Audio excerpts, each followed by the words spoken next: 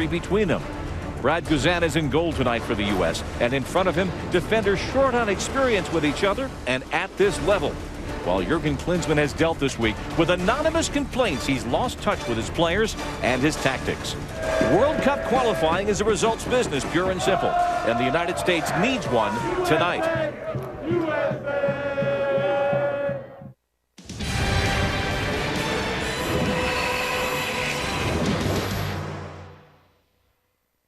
This game sold out in 1 hour last month. The initial attraction, watching the U.S. continue its qualification run for Brazil. But right now it's replaced with the sense that in this cold and snowy night in Colorado, Team USA's margin for error is shrinking. They must defeat Costa Rica tonight. All of that as questions like the snow swirling about Jurgen Klinsmann's leadership and his tactics. And welcome to Colorado. We're at altitude. We expect perhaps 6 inches to begin falling this evening, along with Casey Keller and Alexi Lalas. I'm Bob Liara.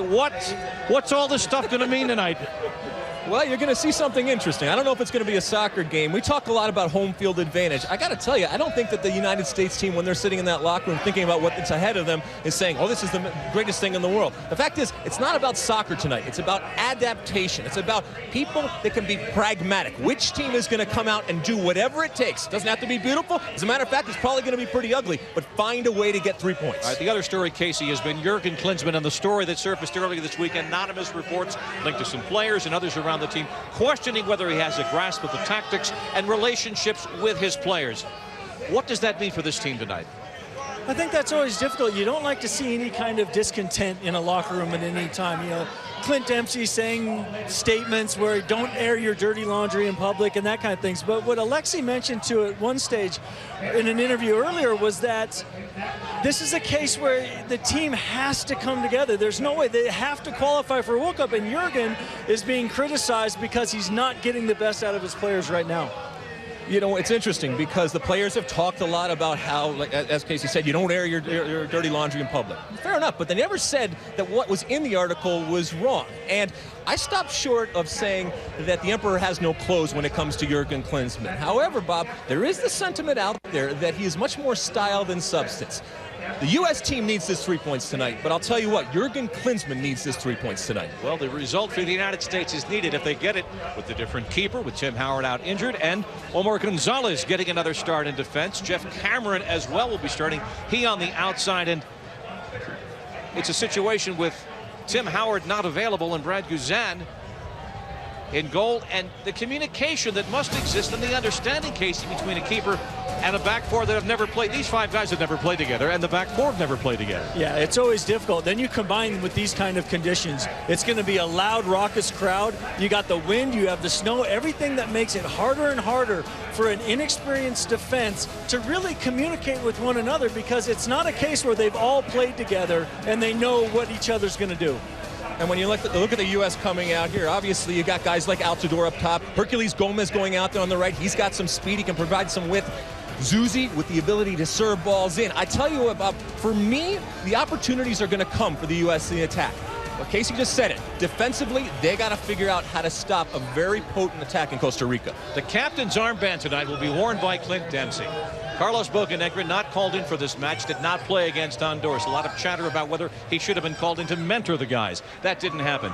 Dempsey, a guy who leads by example, not a vocal guy. He's taken this responsibility to heart. What does this decision say to you?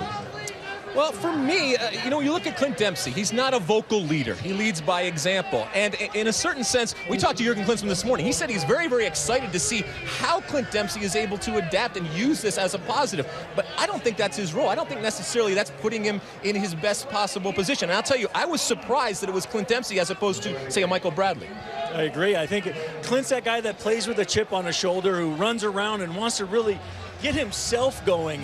Different role tonight. He's going to have to kind of put his arm around some guys and show that maturity. He's got the experience now. I think he's capable of doing it, but that, you're right, Lexi, that's not his natural tendency. Here come Costa Rica into tonight with 1 point after drawing in the opener with Panama. This is a team talented offensively. They can strike quickly. They can counterattack. They won't necessarily possess the ball, but if they're starting 5 at the back, what's that saying to you? Well, they know what everybody knows. Defensively, they're suspect, and they're putting some more people back there. But the reality is that their attack attack guides them. Guys like Alvaro Saborío, who MLS fans know from Real Salt Lake, scores goals. They have the ability. So when it is time to counter, they're going to do it. Now, I said before, it's not going to be a soccer game tonight. Once again, the ability to adapt to these conditions is going to be key for whoever comes out of here with points.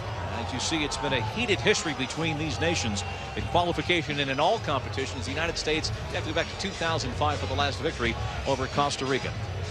Ian Dark, Taylor Twellman upstairs will be calling this match. And Ian, you cannot overstate the importance of these next 90 minutes on the road to Brazil. Absolutely, but you know, it's March the 22nd, not December the 25th. Looking behind us here, it's been a battle to get this game on. They've had to keep on clearing the lines. They might have to keep on doing it. It'll be a yellow ball as well. How will it affect the players, do you think, Taylor? Ian, this is a dream for an attacking player. I've played in conditions like this because now as a defender, you are constant under pressure, whether it's your first touch, tracking runners inside the 18.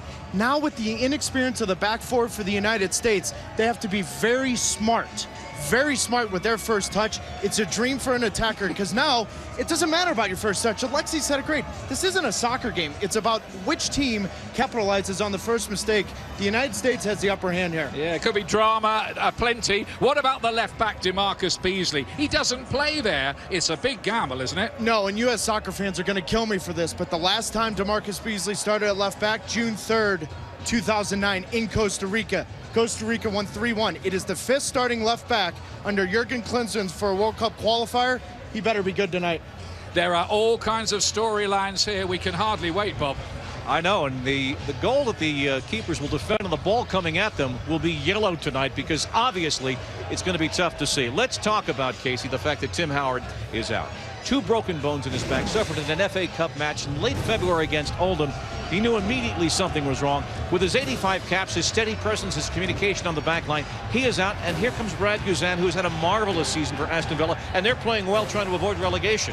Yeah, Brad's had a great year, but I think the problem that Brad's had over the last couple of years under Jurgen Klinsmann has been just his lack of first-team experience playing for Villa. Went on loan at Hull, had 16 games there. Obviously, he's playing in the reserves in the odd cup game. This season, he's been able to win that starting position and play very consistent, in which way Jurgen Klinsmann has all the confidence that Brad could come in, even though he hasn't played in 26 months for the national team. When we talked to Jurgen Klinsmann this morning, I asked him point blank, I said, why are you going with this man here as opposed to, say, a Nick Raimondo? And he thought about it for a while, and he talked about different things, but it really came down to presence. He kept coming back and saying, this guy has presence, and we've talked about the inexperience, the youth, and the fact that back four hasn't played together. He's going to have to figuring out his own play and behind a back four that hasn't played together, so that presence is going to come into play. On a night when this is windy, we've had before 35-mile-an-hour sustained winds. It's calmed down a little bit as we glance behind us, but it's still tricky. Oh, it's a horrible conditions for any goalkeeper, and especially one that's coming in his first game in a long time with the national team in an inexperienced back four. What he needs to do tonight is really do everything as safe as possible.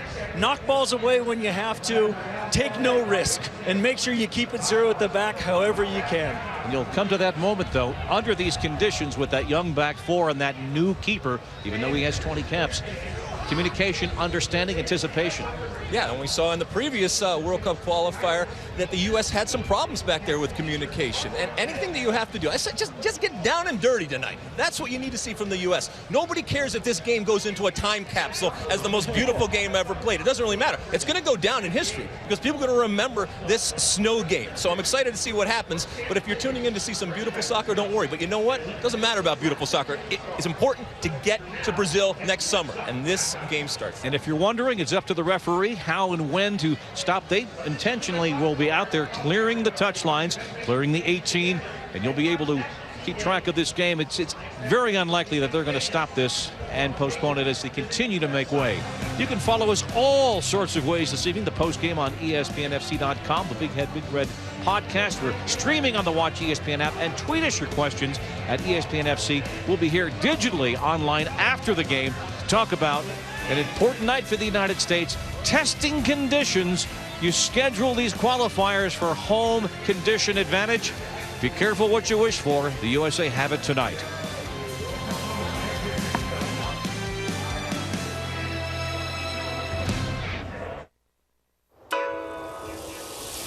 Futebol is the thread that connects all of Brazilian life.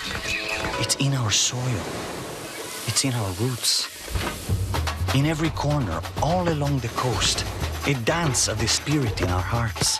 More than a pastime, it's our national passion. The beautiful game's next home, for the emotions, for the moments, for the colors of the cup. The road to Brazil sometimes must be plowed. That's the playing surface, and this is just the effort that our crew has put in, and I mean this sincerely, ladies and gentlemen, who have brought these pictures to you, and the grounds crew here at Dick's Sporting Goods Park. Heroic efforts to make this telecast possible this evening and to clear the pitch. Again, this is the beginning of precipitation, expected to bring about 6 inches to the greater Denver area between now and tomorrow morning. It's up to the officials, match commissioner beforehand, and then the referee, whether to suspend, to shovel the snow, or to abandon over the player safety issue. They're pushing forward. They're going to play. About 30 degrees here. It was 105 degrees in San Pedro Sula, Honduras this afternoon when Mexico suffered a draw, as we could say. They took the lead, Alexi Chicharito from Guardado in the 28th minute, and it looked very good for El Tri. Yeah, if you're a Mexico fan, you're sitting pretty. 2 goals, Chicharito scoring, everything's looking great. Yeah, he's a happy man. He says, all right, I'm going to have another one. Set pieces, we know how important they are, but they can give it, and they can take it away. 77th minute, Carlos Costly. Nothing better than a set piece to get you back into a match. Costly rises tremendously and heads it down into that Mexican right-hand corner. That's the penalty that's whistled. So Jerry Bankston, oh boy. Oh, yes. That's one way to do it. Ochoa comes up with the big save, but unfortunately for Mexico, it falls right back in the tap-in and the 2-2 draw. Emotionally, that's a loss for Mexico. That was in the 80th minute when they were drawn by Honduras, who now are top of that group. Mexico on 2 points, and again, they played the extra matches. Panama and Jamaica about 30 minutes ahead of our match this evening. We'll be updating you, which all leads to the discussion of the state of mind of 105,000 people in Azteca when we're all there on Tuesday, and the Mexican national team. They're going to be angry. They're going to be angry, and they're going to be under a tremendous amount of pressure. Now, does that mean that they come out and recognize that they have to figure out a way to get a win? Yes. I think for the U.S., and we'll talk a whole lot about this U.S.-Mexico game over the next couple of days, but I think right now, keep this in mind. If the U.S. is able to keep Mexico off the board down in Mexico City, there'll be more and more pressure because, obviously, the result they have today, and they're coming off their first qualifier in Mexico City, where they were only able to manage a point. We understand Jamaica at home has taken the lead 1-0 on Panama. Let's again review the starting lineups of 4-2-3-1 tonight for the USA case. Well, you're looking at that back four, including Brad Guzan in goal. Can that back four, who's very inexperienced, has not played together with a goalkeeper that hasn't played with them, can they gel and come together and make sure they keep it nice and tight in these horrible conditions? And up top for Josie Altidore, he's got to hold the ball because the ball is going to be in the air tonight. And then you got Costa Rica, as we talked about before, up top, Saborio. He is the man that scores the goals for them, but I think they are suspect at the back. And if the U.S. can find ways to contain that attack, they're going to find ways to get opportunities. One name we've not mentioned as we await Clint Dempsey leading the U.S. out, Landon Donovan, not called in, and for the foreseeable future, if not forever going forward, really not seemingly in the plans because of his sabbatical. Well, I mean, look, we have to talk about Landon Donovan because of what he has meant to U.S. soccer. But the reality is, he's not a part of this team. And I'll tell you what, I don't see him being a part of this team in the foreseeable future. It is. It's a case where you got to go with the players that are available to you and the players that want to be here. Landon's decided to take a long break. Maybe he comes back and re-earns that trust of Jurgen Klinsmann, but as of right now, you got to concentrate on the guys that are here to get the result for the U.S. Well, they continue to clear the pitch. An earlier Colorado Rapids match earlier this month in March was postponed because of snow blizzard conditions. 6 inches in the Rockies is just a breezy day at the beach, so they'll deal with it. But again, the safety of the players and the ability to see the lines, and our Salvadoran officiating crew leading the sides out on a night when, following a bad loss in Honduras early in February on a very hot and humid day, when the USA, and they've done this at least 3 times in qualification, taking the lead and then giving away losing points. Yeah, and when we talk about assessing Jurgen Klinsmann, we also have to recognize some of the realities that he's dealing with when he's putting this team out here right now. There's a potentially 5 starters, or maybe even more, depending on who you think can start, that aren't with this team right now. So the team that ultimately takes the field in Brazil next summer, if they are lucky enough to get there, may look very, very different. But the reality is that Jurgen Klinsmann, we talked about this morning with him, he's constantly assessing, he says, every single one of these players right now, how they react. He loves to put them out of their comfort zone, as he said. Well, this is not necessarily the comfort zone for any player, so he's going to be assessing how these individuals here and collectively how this team that we recognize as very young and experienced, how they react to this adverse situation. It's just very, very important for Jurgen right now to understand that points are essential, and whatever it takes, if you have to play somebody who might not be playing regularly for their club because you think that's the best option right now, you have to do what you think is best to get this team into the World Cup. Then you have time to try to tinker with what you think is going to get the results there. And at this point, you'd have to believe far from the minds of these players, Brad Guzan will be in goal tonight, the controversy, as the Brits would say this week, about the leadership style of Jurgen Klinsmann, all of that on the touchlines and covered with snow, like so much here tonight in Colorado, as a must-win is at hand. The Ticos far from the conditions they normally play in, and Team USA knowing at this point 3 points are essential with a visit to Azteca coming on Tuesday. Time for the anthems.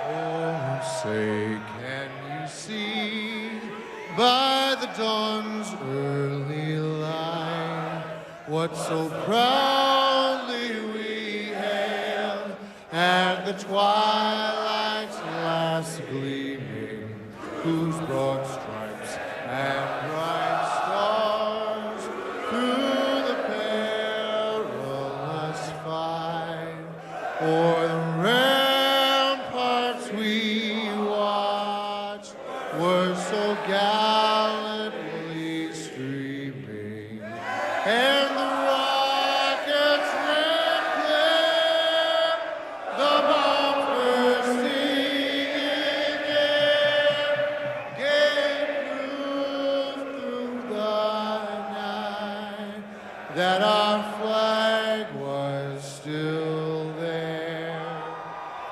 Oh, say does that star-spangled banner yet wave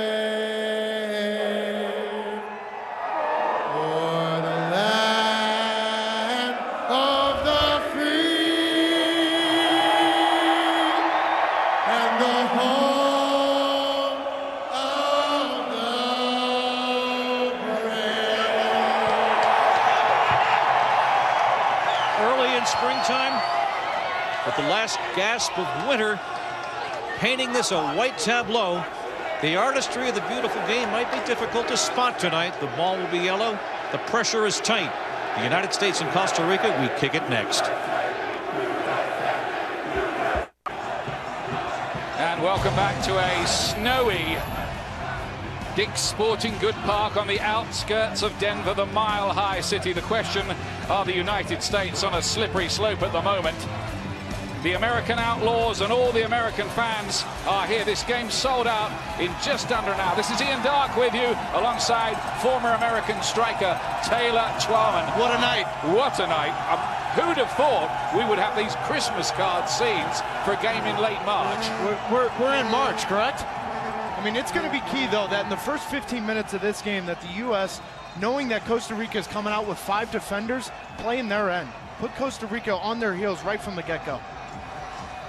In Costa Rica, it's usually about 90 degrees. It was 90 degrees when the USA put up that lamentable display in the first game of the hexagonal away to Honduras and duly suffered a 2-1 defeat. They must play a lot better than that tonight. Otherwise, the maths of this competition get very hard. And I think this is going to be a very, very tough hexagonal. This one, it looks the closest of all, doesn't it? Even Mexico haven't won yet. Of course, Ian. I mean, look at today. Mexico's up 2-0 at Honduras. They end up only getting a draw. Here we go. United States wearing white shirts, a new outfit to celebrate the 100th anniversary of US soccer, but white maybe not the ideal color on this surface. Makes it that bit harder to pick the players out. The snow's got a bit heavier again, and it's expected there'll be 6 inches of snow on the ground here in the Denver area by the morning. Who's your performance player tonight then, fueled by Gatorade? It's Michael Bradley. All week long we've heard about Klinsmann talk about the relationship of Bradley and Jones, making sure one guy stays back when the other goes forward. Tonight, Bradley will have to be smart with his positioning and effective with his tackling. He's carrying a yellow card. With Mexico on the rise, and it's vital that he gets through this game without a caution. There is Michael Bradley. It was with his 6-month-old baby son this morning and delighting in the moments, enjoying living in Rome. It's not like this in Rome very often, I can tell you that. This will affect the match. Usually snowy, icy conditions equals extra drama, defensive errors. Tough for the goalkeepers too. Here's the new captain, Clint Dempsey. Now Jermaine Jones, Jeff Cameron playing at right back where he's been used nearly all season by Stoke City. So out of the centre of him, even every back pass is a bit of an adventure as well, isn't it? Well, and that's where in the first 15 minutes you have to pick up on that. Omar Gonzalez, why not just play it direct? That was not Lomumania, it was who cut it out for Costa Rica, who are a team to be respected. They've reached the World Cup in 2 of the last 3 finals, and in 2006 they actually got to the round of 16, beating Scotland and Sweden along the way.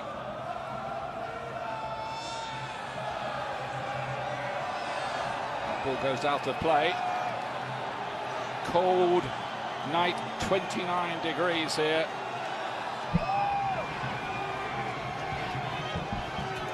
Early on in their first game, Costa Rica against Panama, they were 2-0 down in the match and came to draw 2-2, but they took a real battering in the first half an hour, and I think they're going to try to be nice and steady early on here.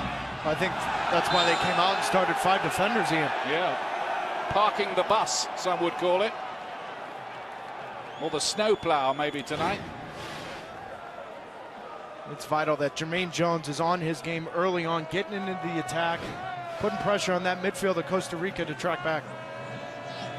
Here's an early chance for Hercules Gomez to hit one. It's a bit too far out. He's taken the quicker one to Graham Zusi, but the referee's not happy and wants the play pulled back. The referee tonight, by the way, is Joel Aguilar from El Salvador, who refereed the United States against Mexico in the Gold Cup final a couple of years back, one of Bob Bradley's last games as coach.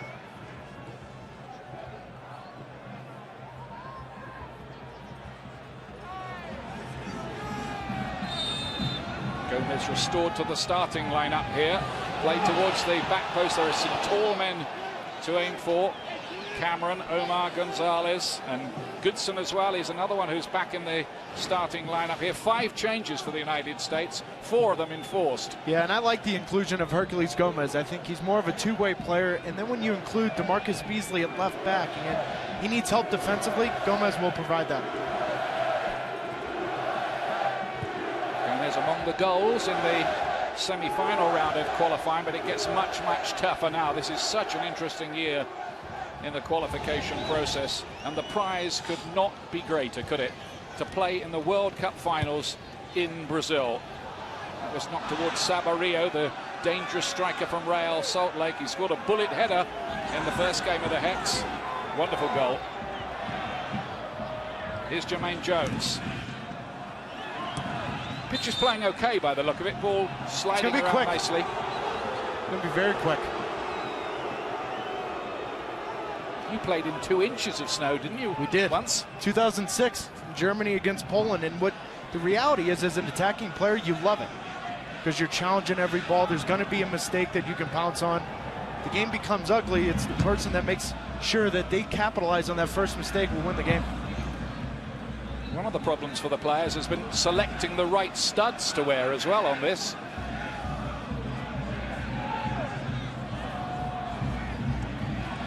Big inspections going on. Here is Clarence Goodson, getting it out of harm's way. At least he adds a little bit more experience than most of the defenders Jurgen Klinsmann had at his disposal for this game. Remember, there are 8 players injured. Very, very difficult for the coach. And then all the midweek stories of discontent in the camp. It should be said that those stories were largely unattributed. Maybe it's just the normal moaning and groaning and creative tension within a camp. Maybe, we'll see. Ian, we'll see from the performance here, won't we, I think? Yeah, of course. As a player, you want to answer it between the lines. But my only concern on that story in Sporting News is, why as a head coach would you address an article with anonymous quotes in it? Well, I guess he kept on being asked about it. It's the answer to that one. Saborio flag is offside. Bradley will be sitting very deep in a holding midfield role tonight. Jermaine Jones will have a bit more license. Dempsey feeds it here to Altidore. Overdue a goal for the United States, despite the fact that he's hit 25 for AZ Alkmaar in the Netherlands this season. Number 4 on the scoring charts in the Dutch league. Brilliant performance, that best ever by an American striker playing in Europe. Got to do it for the country again, hasn't he now? Well, I think it's coming. I think with Clint Dempsey underneath him, Gomez on the left, he'll get chances tonight. This is Bolaños, good player. One of a few they've got players who can hurt you. Ruiz as well, Saborio, and on the bench, very elegant midfield player come striker in Joel Campbell.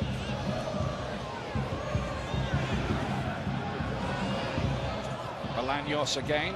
Here's Umanya, who actually played in the 2006 World Cup finals. Played all 3 games there. One of those games was against Jurgen Klinsmann's Germany. The opening game, it ended 4-2 to Jurgen's side. He's under the microscope, but I think he kind of likes it.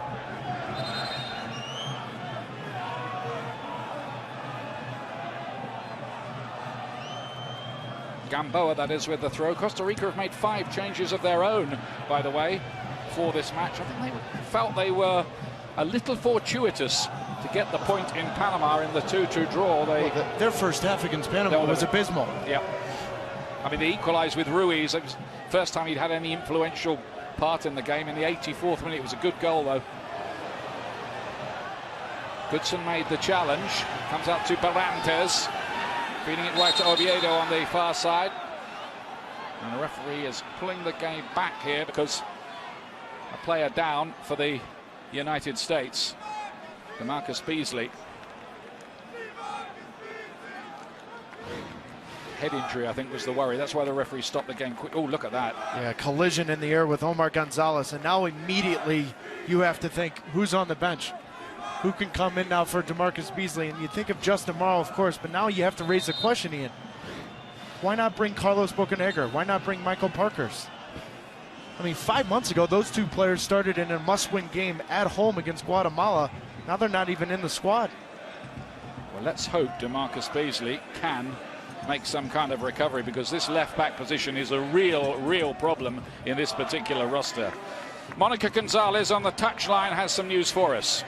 Well, and I did talk to some team officials before the game, and they said during practice, even though this week a lot of press wasn't allowed into the practice sessions, they did tell me that the U.S. did try out Mo Aduat outside back during the week. So that could be a potential option if Beasley can't get back into this game.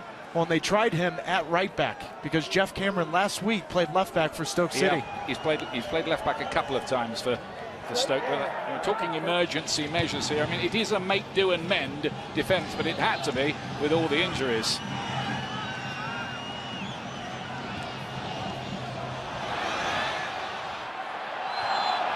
Down goes Jermaine Jones. Ariel Rodriguez it was with the challenge.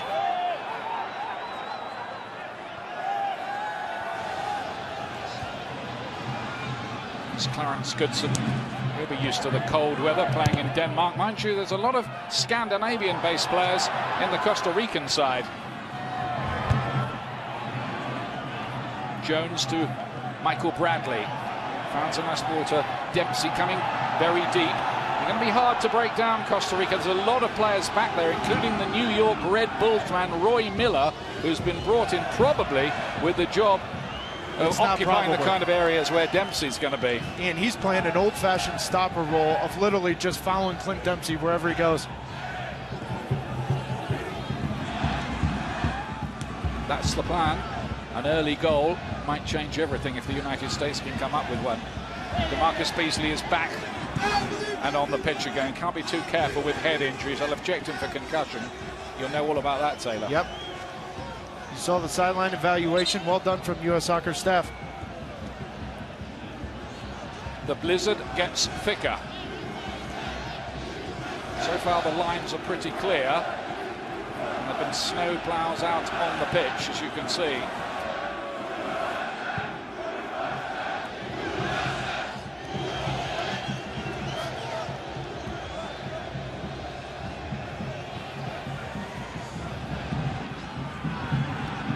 Jermaine Jones in midfield was hustled out of it by Ariel Rodriguez. Is Oviedo, who plays for Everton. Not that he gets too many games for them. The number 8 brought in at left back today for Costa Rica.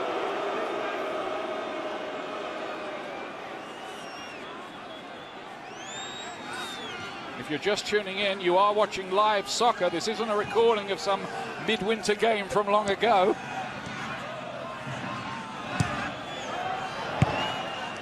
We've started the game. Let's hope we're going to be able to finish it. Gomez just hit the back of his heel. Back defending Brian Ruiz, who is the captain. Costa Rica, of course, will remember the way the USA scored in the 94th minute 4 years ago. Jonathan Bornstein's goal, which meant Costa Rica were knocked out of an automatic qualification for the World Cup, and they went on to lose a playoff. So there's a bit of a revenge mission in there, possibly, as far as Costa Rica are concerned.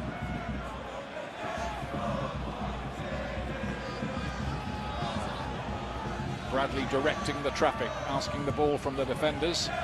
Forward by Cameron. It doesn't go very far, though. But it's a better start from the 3 midfielders from the United States. They're staggered. Bradley and Jermaine Jones aren't standing next to each other. Jermaine Jones is pushing a little bit higher, and Bradley's playing as that defensive midfield in front of the 4. Too often in Honduras, they were standing next to each other with no ball pressure. Jones to Dempsey. Dempsey's got 6 goals in this qualification process in 7 games.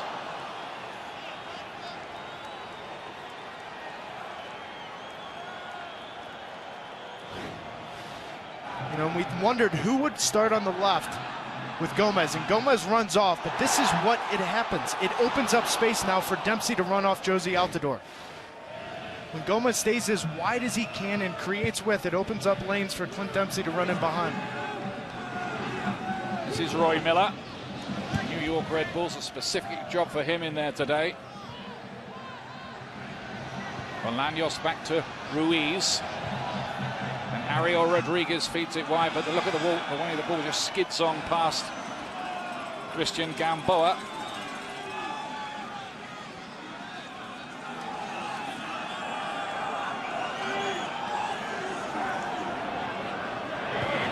Dempsey's little flick on his. Jozy Altidore yet to score in open play under Jurgen Klinsmann. His only goal in the Klinsmann era, a penalty kick against Slovenia, needs to change. He was full of goals, wasn't he, in the last hexagonal? Yeah, but when you look at Jozy Altidore's record with the United States national team, he's got 13 goals. Yep. 11 of those are with Landon Donovan on the field.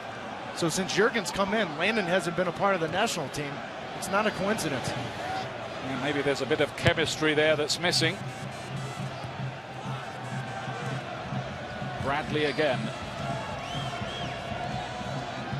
Remember, the top 3 teams of the 6 go to the World Cup. The 4th team goes into a playoff with what we now know will be New Zealand, who've ensured their position from the Oceania group today. Goodson feeds it long. It's one for Hercules Gomez to chase down that side.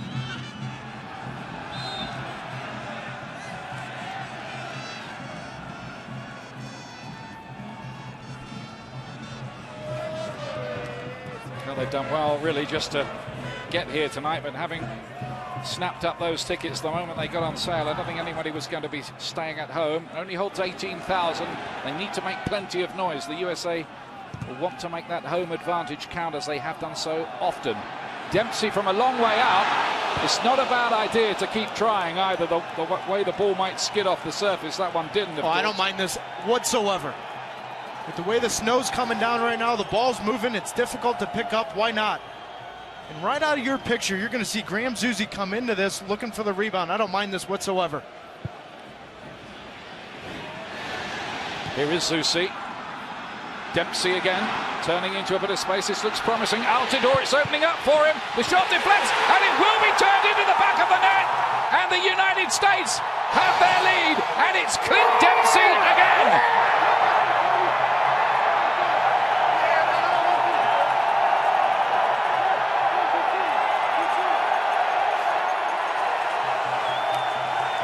Just what the doctor ordered. Oh, an early goal like this, 16 minutes in, it sets the tone. And from the opening whistle, you have seen a combination play from Josie Altidore and Clint Dempsey. On the same page, combining, knocking the ball around, but watch Dempsey, knocks it off, fouls the play in the right spot at the right time. Perfect start for the Americans.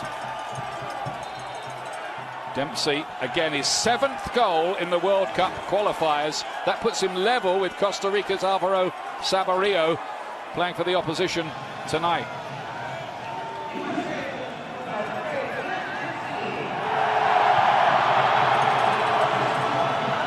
Immediately after the goal was scored, the men with the brushes were back trying to keep the lines clear, and the referee could conceivably abandon the game at some point if he cannot see the lines clearly. So that's a threat as well. That will be a real nightmare, wouldn't it, for the United States to be they're going to winning play the this game. Ian.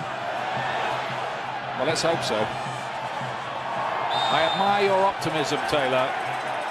And I love the optimism from Josie Altidore right now. All over the field, active, being strong, drawing fouls. Good start from the man. Clint Dempsey. He's now level all-time with Landon Donovan on 12 World Cup qualifying goals. Joint top. And his have come in fewer games as well. 32nd goal for the United States. He's only couple behind Eric Wijnaldum, who's at number 2 all-time. Zusi trying to get the cross, and this changes everything. Costa Rica have come here to set up a defensive wall, but the wall has been breached early. Exactly what Jurgen Klinsmann would have wanted. Now they have to think about a plan B, Costa Rica, in this game too.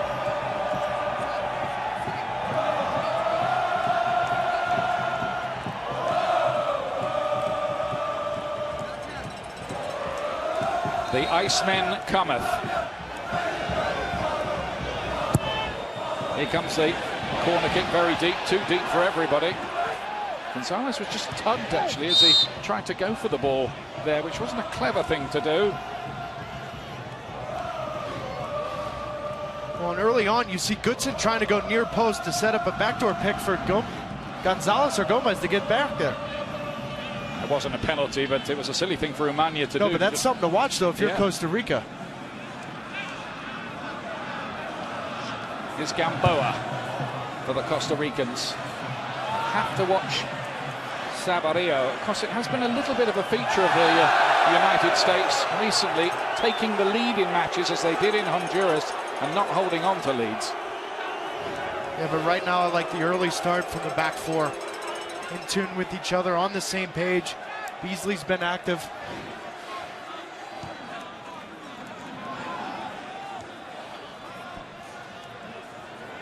Is Jeff Cameron. Bradley again, just sitting deep, taking the ball, playing the playmaker role. Long no frills, wasn't it, from Omar Gonzalez, but I think it's a night for no frills, particularly if you're a defender.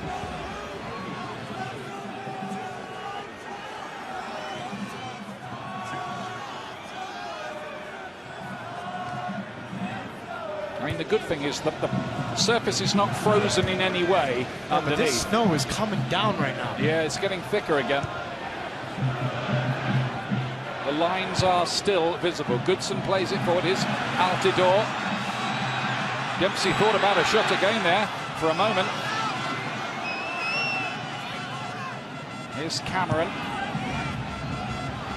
Altidore, good hold-up play again. It's signs that his national team form might be returning, involved in the goal. It's a perfect start. 21 minutes in, his first touch has been clean, strong. He's been a nightmare for Costa Rica early on.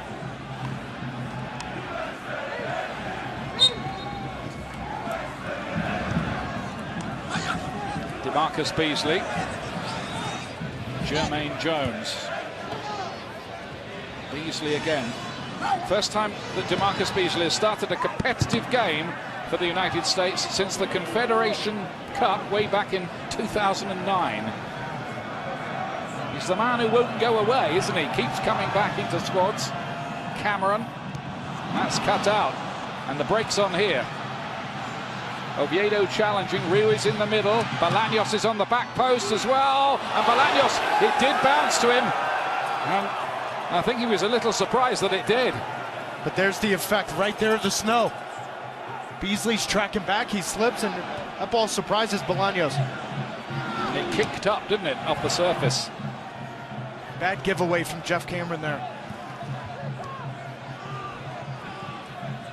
Costa Rica just thought that they had a way of biting back in the game. Remember, they come from 2 down away to Panama.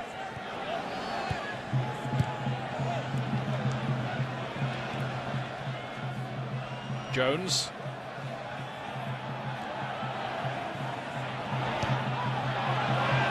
The United States wondered if they might get a foul there. They didn't. It's quickly out of harm's way by Goodson. DeMarcus Beasley on towards Clint Dempsey. And Mania got a challenge in for Costa Rica. The goal ought to give the United States extra confidence. But this blizzard is getting thicker and thicker. Well, and look at the field right now. You see players trying to pull it out of their cleats, trying to do anything to get any kind of traction on this field. Costa Rica might have one eye on the weather as well, hoping it might be able to save them. You wouldn't totally rule that out, although of course they'll make every effort to get this finished. That is the 3rd or 4th time in this first half Clarence Goodson has just picked the pocket of Costa Rica. Miller was able to cut it out, finds Barrantes, and the Costa Rica did come to Carson in California and win away from home in Jurgen Klinsmann's 2nd game in charge, but that was a friendly. Before that, their previous win on US soil was 1985.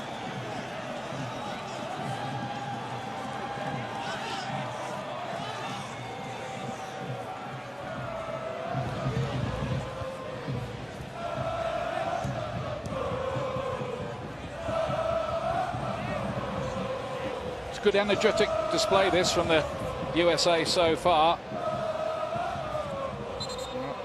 How bad was the challenge there? 1 or 2 complaints from Clint Dempsey, you can see. Well, with the amount of snow coming down, you wonder how much the referee can see in front of him. I mean, it's a 50-50 ball, no foul. Yeah, it was okay, wasn't it?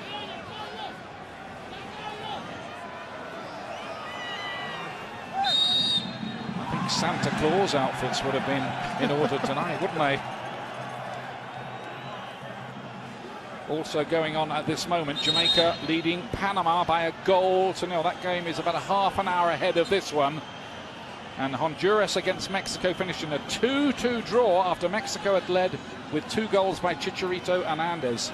So Honduras on to 4 points already. Still hurt here, Jermaine Jones.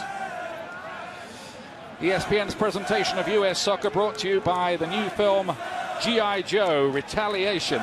On March the 29th, this film is not yet rated.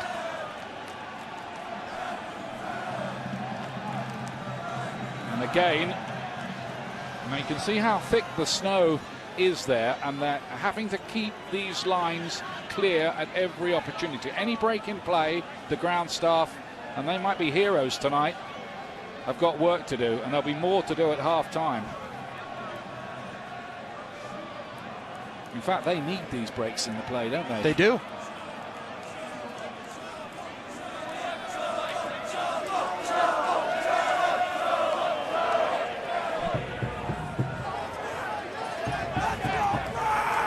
Monica Gonzalez on the touchline is just clarification on what might happen if conditions do become too bad.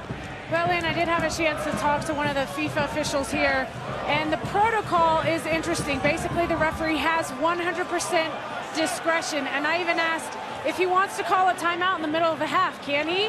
And the FIFA official said absolutely. What he has to do is call over the fourth official. The fourth official calls up to the match commissioner upstairs, Victor Daniel from Granada, and then the decision can be made to do so if needed. But with this little break in action, the sidelines are once again visible. We've got halftime coming up, so hopefully we won't have to see that happen. Ian, back to you. Yeah, thanks to Monica. But what is not visible at the moment are the lines of the penalty area away to our right. Now, the referee will be concerned about that as well, because he has to make a call if there's a foul inside that box, of course. Bolaños, it looked like it went out of play. Or did it? Yeah. Guzan having to make the save. I'm sure that went out of play on the far side. And on any night, of course, you play until the whistle, but especially tonight, you don't know if the assistant referee, the referee, that ball's out of bounds. Way out. But the delay of the whistle, you have to play until the whistle blows. Anything goes right now with the conditions. Well, he has given the goal kick in the end.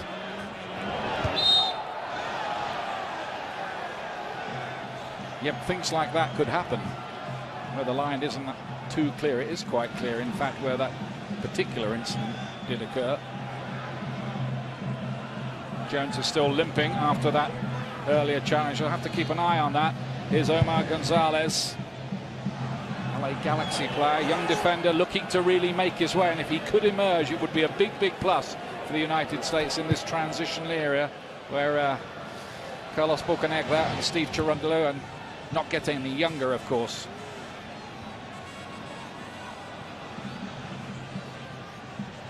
Oh, beautifully done by Ruiz. Lovely piece of play. This looks a promising attack from Costa Rica. The ball is just beginning to stop a little on that thicker snow in places. Saborio stays down. That's great recovery from Hercules Gomez. That ball turns over in the midfield. He's 35 yards away. Great recovery run.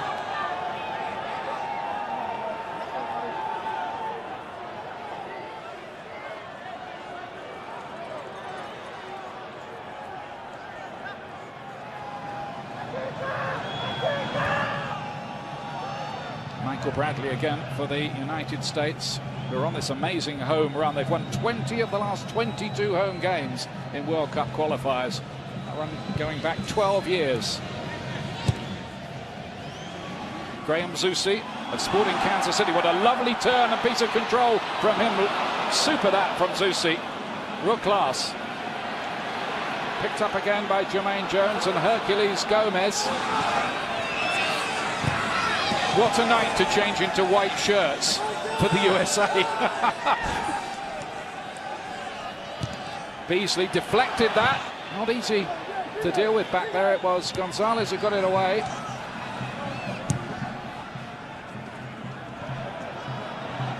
Saborio, Goodson having a good game back there, keeping a close tab. He seems really alive and alert to everything so far.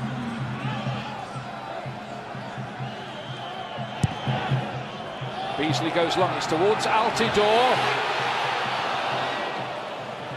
This is the kind of play, though, we saw in Columbus against Jamaica. Is putting pressure on Costa Rica and then their end, and then when that ball turns over, immediate ball pressure from the United States.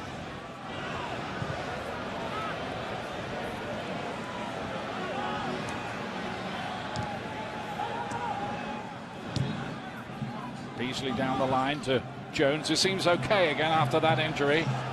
Here's Gomez. Good eagerness and dynamism, just as you'd expect from the USA, really. Cameron, it's a good attack again with Zusi on that far side, barely visible through the blizzard. Tuesday on ESPN, the US travels to the Azteca Stadium to take on Mexico. We'll have a full hour program coverage beginning at 9:30 Eastern on ESPN, also available on the Watch ESPN app. So the pre-game show, remember, on an hour before the game, with all the talking points and all the news. Always one of the biggest games, of course, in the whole World Cup cycle for the United States, and for Mexico for that matter.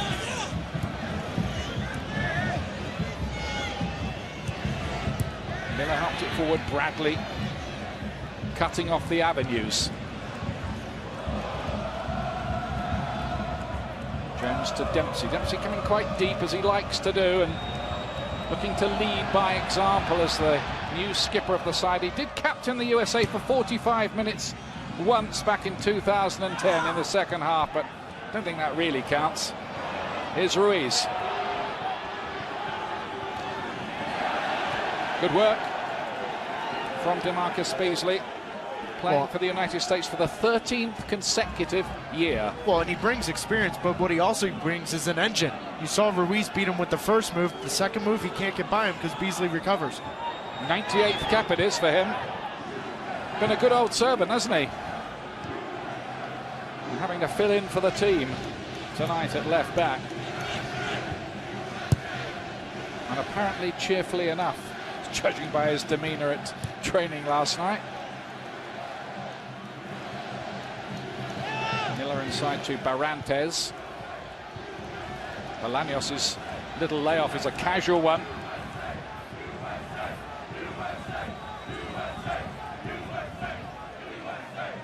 Here's Jeff Cameron. Aiming towards Altidore. This one was behind him, not quite accurate enough, the delivery.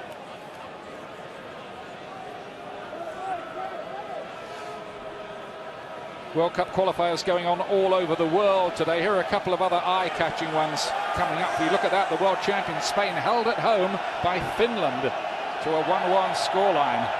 And Israel 3, Portugal 3. Israel were ahead 3-2 late on in that one as well. Cristiano Ronaldo and all. And England won 8-0. Yeah, against San Marino. Got a big one on Tuesday away to Montenegro, who topped the group. Nobody has a divine right to qualify for the World Cup. England have failed to make it a few times. France failed to make it 4 years before they became world champions. Argentina scraped in late, didn't they, last time under Diego Maradona.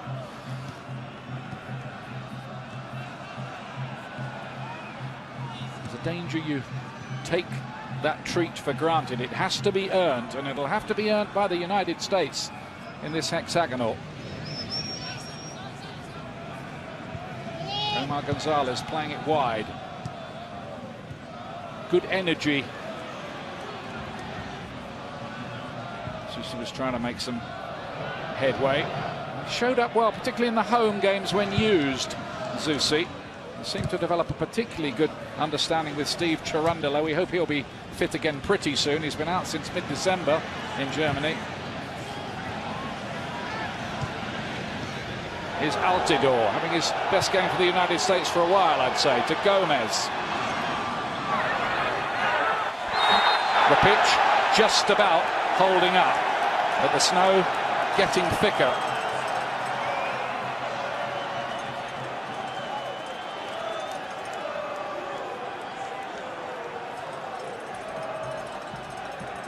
And look at that, Gomez is having to clear a little patch in the snow to hit his free kick. And Mark Connolly in the booth right now is reminding me about Adam Vinatieri. It's a dangerous set piece, though. 20 yards from goal, an in-swinger. Make Navas have to make a save here if you're Hercules Gomez. Just this with a bit of skid on towards the back post. Heads are up, but there's some pushing and shoving going on. The referee saw that he didn't like, and the whistle goes straight away.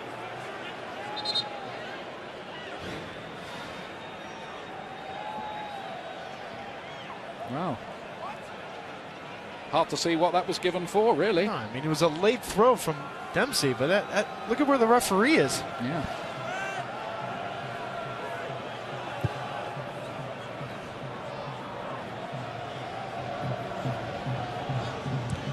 Away by Omar Gonzalez. He's impressed Jurgen Klinsmann in his time in the camp so far. Mature, professional was how he described him. 11 minutes to the break. So far, so good for the USA, who are looking to get on the board in this group. The only team so far without a point. Still early, though. 10 matches in all, going through to October. June will be important with 3 big games coming up, away to Jamaica and then home to Panama and Honduras.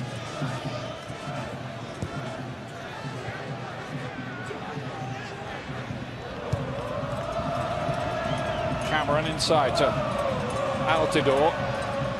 Good news for the United States. Everywhere you look around the side, there are people having a pretty good game. Yeah, I mean, and a lot of questions were on the back four and how inexperienced they were. Look, 36 minutes into this game, they've been very compact, on the same page, and very simple. It's been a good start from the United States, and particularly defending. 64% of the ball as well, rather underlining that.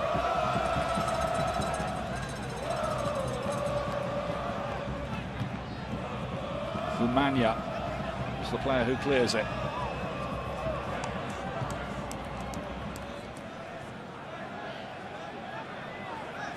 Jones doing well, plays in the, or has played this season in the Champions League for Schalke and scored in the round of 16 tie against Galatasaray, but Schalke went out.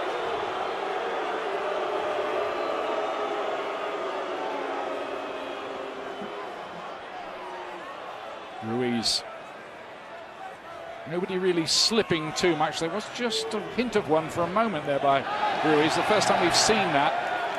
But the lines, the halfway line is now invisible, but you can still see the penalty area lines. I'll tell you what, they can strike medals for the ground stuff if they get through this.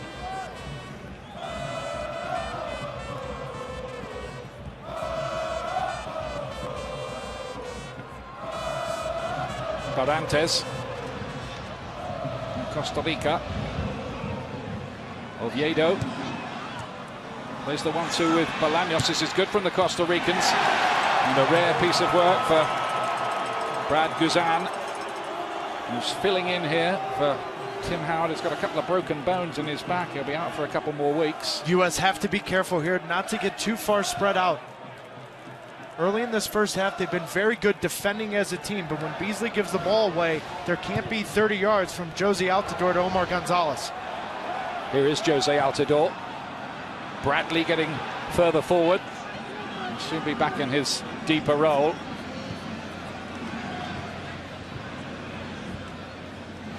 Nicely done by Jermaine Jones. Looking for a little chip ball for Dempsey. That was exactly those two working together, which produced the goal in Honduras. A brilliant goal it was too. A volley by Dempsey after a peach of a pass from Jones.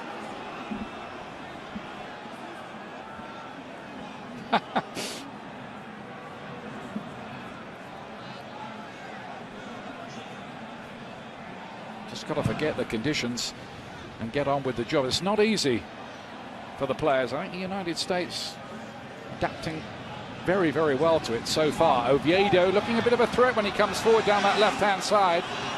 This is Bolaños. We've got to watch Saborío's head if he gets a decent cross in. It was towards him. That was a very, very good piece of work again by Clarence Goodson to get there first, with Saborío waiting to pull the trigger.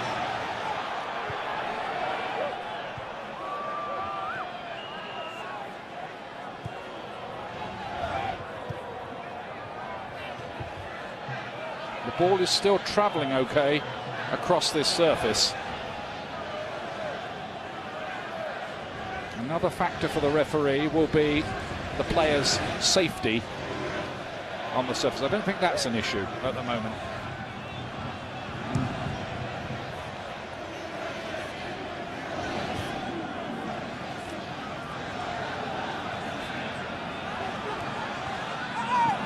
Just hit the back of Hercules Gomez. It's Ruiz. You really do need to keep tabs on him because he's a player who can produce a pass which can open you up in an instant. Especially when the ball turns over. He does a wonderful job at getting between the lines of the midfield and defenders. When that ball turns over, have your eyes for Ruiz. Of course, Clint Dempsey will have given Jurgen Klinsmann the big rundown on Brian Ruiz, won't he? Because those two were teammates at Fulham. Of course.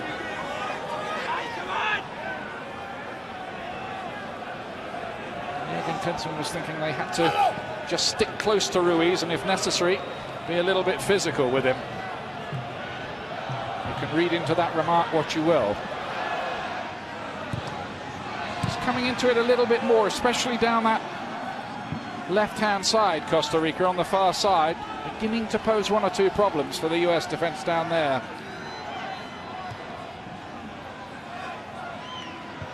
Ariel Rodriguez feeds it wide here to Christian Gamboa.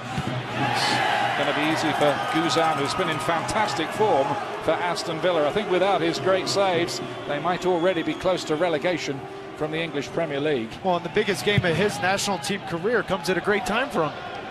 He's playing the best soccer of his career, hands down, at Aston Villa the last 6 or 7 months. I mean, those saves against Man City. Yeah, amazing.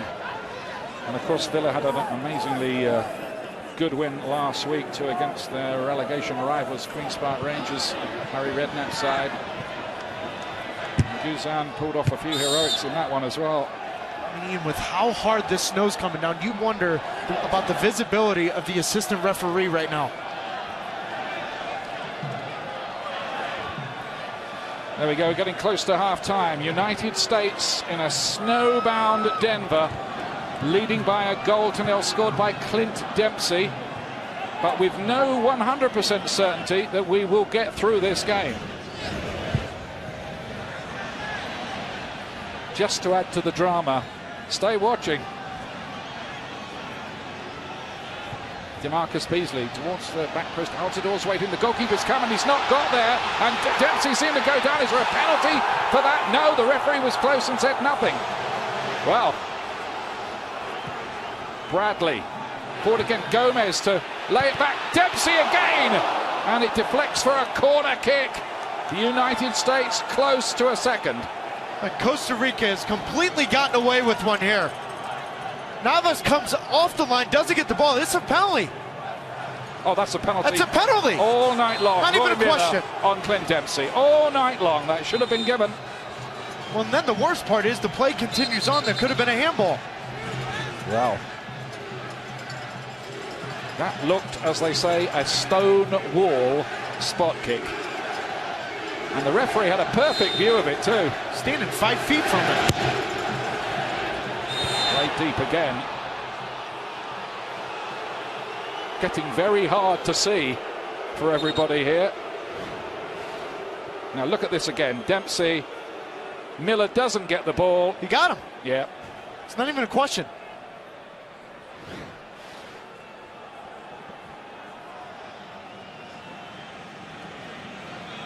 No let up in the blizzard.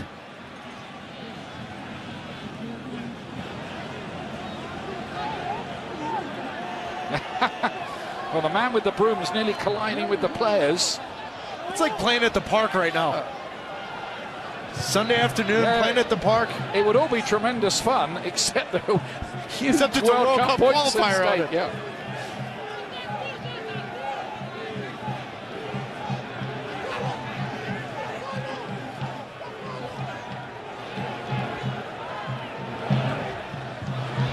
Just thinking if the USA were one down, they might be not quite so keen to keep the lines clear. Yeah, but they're not down 1-0 here. Yeah, they're one up. Here's Altidor.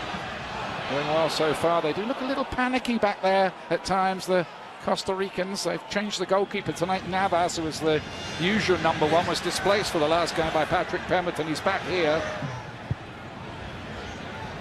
Now here's Saborio. Seen much of him so far.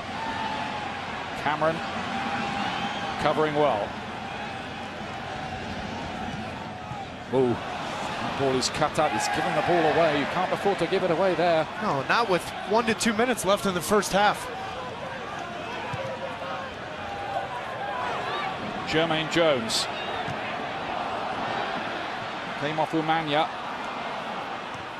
That's not Jermaine Jones's game, though. Just keep it simple. You see Gomez overlapping on the left. Knock him in behind. Barrantes feeds it was. Here's the dangerous Oviedo on this side. Saborio's got a hint of a chance here. The covering's good, and Ruiz. Tremendous block by Omar Gonzalez. Otherwise, Costa Rica would have been in. That is all on the recovery run from DeMarcus Beasley. When this ball turns over and Costa Rica gets in behind, watch DeMarcus Beasley get in behind right here. Perfect. He gets Saborio off his game. Then Gonzalez and Goodson sliding in. 3 minutes of stoppage time at the end of the first half, and the ground staff will need to get out there very quickly. They need a break in the weather. There's no sign of it, and none forecast, if we're honest with you. Here comes the corner kick. Guzan says that's mine. That's the second time off the ball, Ian, that Saborio has had an altercation either with Gonzalez or Goodson. And that incident continues, and the back chat as well. But immediately, Jermaine Jones and DeMarcus Beasley are looking at the assistant referee. I don't think he can see that far across the field. No, he can't see anything. No. I mean, we've got enough trouble up here. Right. Seeing through the blizzard. Everyone's wearing white tonight in one sense or another. I mean, the play's done. You see Saborio just come in with a late hit on Gonzalez.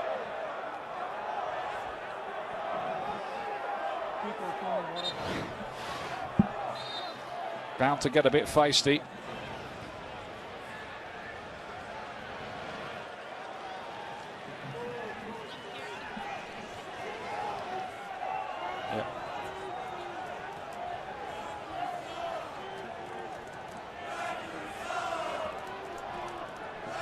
Getting his own special chants from the US fans. Guzan.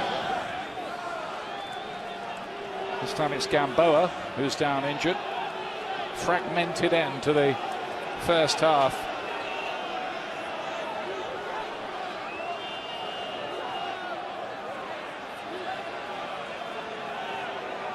And Gomez is telling him to get up. It's not a night where you choose to lie around in the snow. I'd have chosen too long, I wouldn't have thought.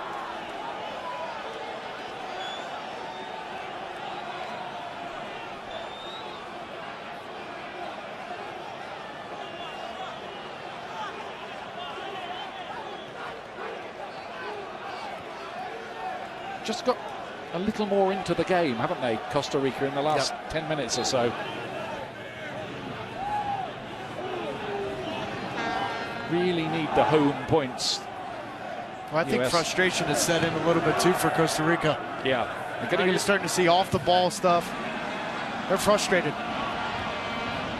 This time Giancarlo Gonzalez won the header for them. Starting to just play a little higher up the pitch. Oviedo in particular on the ball there, looking a threat down that side, overlapping every time he can, the Everton man. But Ian, with the weather conditions right now, you heard Alexi Lawless say it in the pregame, this isn't a soccer game anymore. This is a battle in the backyard. Who wants it more? Certainly a different kind of soccer game. It's not a game. There's no style points right now. You're up 1-0 United States. Get into halftime, regroup. 3 points is a must, no matter how you get it.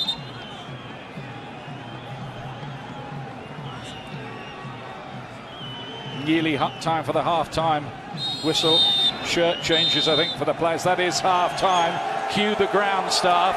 to go and get the lines clear and try to keep this match on. It's on at the moment, and it's going well for the United States at the moment. Vitally, they lead Costa Rica 1-0 at halftime as we return you to Bob Lee.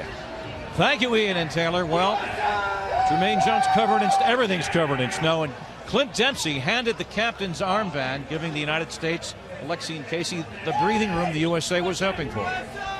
Bob, this game will be won by the back four of the U.S. They had a great first half, but in the second half, they got to close it out. Cannot make stupid mistakes. Jeff Cameron playing the ball out of the back, you cannot do that. It's that one mistake that could cost the U.S. They played very, very well. Josie Altidore holding the ball up top. I love it, and I love that back four. We talked about the inexperience.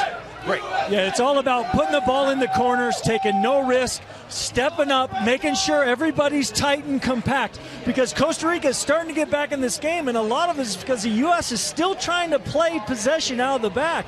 The ball gets caught up, you slip, bad pass, knock it in the corners, you've got the wind, defend the lead. A surreal evening where we are on the edge of wondering how playable the pitch is. They will clear the field as best they can. We'll show you highlights from a 105-degree venue with Mexico having to settle for a point. The United States have the lead.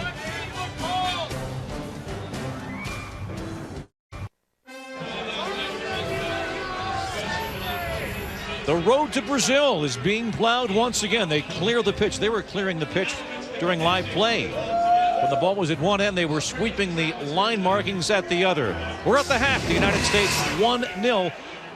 Roiling hot. San Pedro Sula, Mexico. And Chicharito got it going in the 28th minute. Yes, phenomenal for Mexico. They're looking at Chicharito. Goal, 1-0. And he says, all right, you know what? I'm happy, but I'm not done. Set pieces, as we told you before. 2-0, Chicharito again. They can give it, and they can take it away. Well, it was 2-0, and then Carlos Costly over Mazda Rodriguez. And then when Honduras says, look, we can score on set pieces too, climbs tremendously well, snaps it down, and then it's time to win the penalty. Reckless challenge. Carlos Costly and then Jerry Bankston on the line.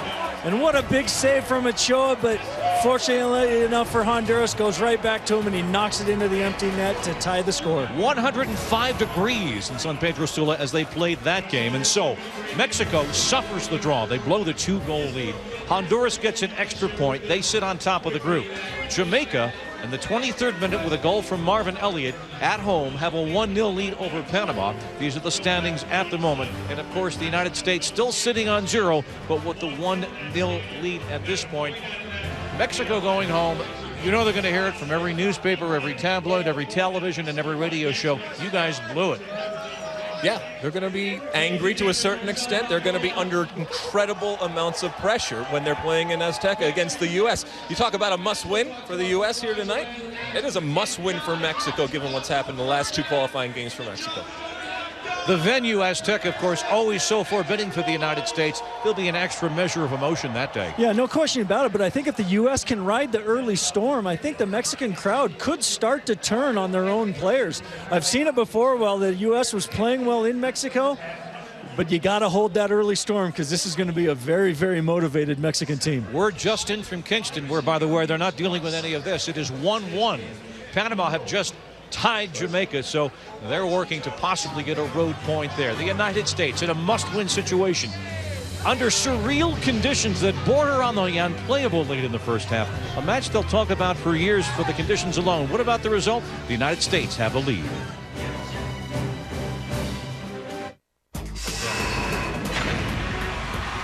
Highlights of the first half on what is an impossibly picturesque but challenging night to play. Zamboni! Yeah. The moments in the first half when they were clearing at one end while play continued at the other. Okay, we know what the conditions were coming in. It never rained. They promised it from rain right to the snow. And the two sides knowing this is what we have to play with. And DeMarcus Beasley took a bad knock here. Right off the bat, but he went off, he got treatment, he came back on, he had a really good half. 16th minute, Dempsey is there to put it in. Yeah, the whole play starts from a bad goal kick from Navas. Nice pass out to Altidore. You see the 3 defenders all get sucked in to Altidore's shot. Comes inside on that right foot as the deflection falls just perfectly for the captain, Clint Dempsey, to tap into the empty net. You shoot, good things happen, especially in conditions like this. On a night when he has the captain's armband, because Carlos Bocanegra not called into the team. Dempsey thought it would be Michael Bradley, but Clint given the armband. 4 shots for the United States. You see the possession, 62-38. At what point, we may have a bit of a delay as we were chatting during the break, as they clear this pitch. As we said, at one point they were during live play at the other end clearing it.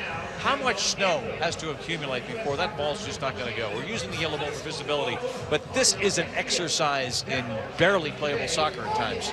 I mean, the ball's going to go, to be quite honest with you. It's much more about the visibility, and obviously the safety of the players in this type of situation that the referee is assessing, and that's why they're out here with these, I don't know what we're calling, I'll call it a Zamboni. That's what I grew up with, but, you know, obviously it's on grass, and they're figuring it out, and it might have a couple extra minutes in order to make it safe, or the referees determine that it is safe for the players to play. But the conditions are very similar to when you're playing with a waterlogged pitch, and you're going to have to start lifting the ball because it's not going to roll consistently. And with the U.S. having that 1-0 lead, it's all about taking no risk. And when you get the opportunity, knocking it into the corners, step up, hold the ball the best you can, and then put it on top of a goalkeeper, because this is some very, very difficult conditions. And feed Josie Altidore, because he is feeling it tonight in terms of that hold-up play. When the ball's into him, his first touch is great. It's nice and soft. That is the outlet, because cannot play out of the back. So if you're going to play long, be strategic, but find Josie. As far as the snow goes, a number of things could happen. They could take a short break to try and clear it. If it's abandoned, if the match is abandoned, they go back and start fresh.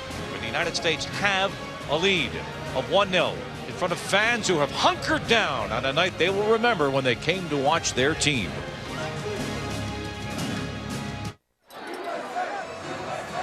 Welcome back to snowy Denver. USA 1-up against Costa Rica. Let's hear from the U.S. coach Jurgen Klinsmann with Monica Gonzalez. Now, Coach, the defense was a talk a lot of the time this week about their inexperience. What do you need to see from them in the second half to protect this lead? I think they did very well in the first half. Obviously, you know, we should have had a penalty to make it a second goal. A second goal would make things a little bit easier. But we just need to push forward. We need to put the ball into their half and play the game in their half. Today, it's not a technical game because of the snow. You can't do nice passing combinations. It's about second balls. It's about battles there. So hopefully we kind of shift those battles into their half. What were the little tips that you gave them? I'm sure the experience that you've had playing in this weather. Well, you adjust to it. You adjust to it, and you take it as a positive. I think they might struggle far more than we do. Thanks so much, Coach. Ian? Thank you very much indeed.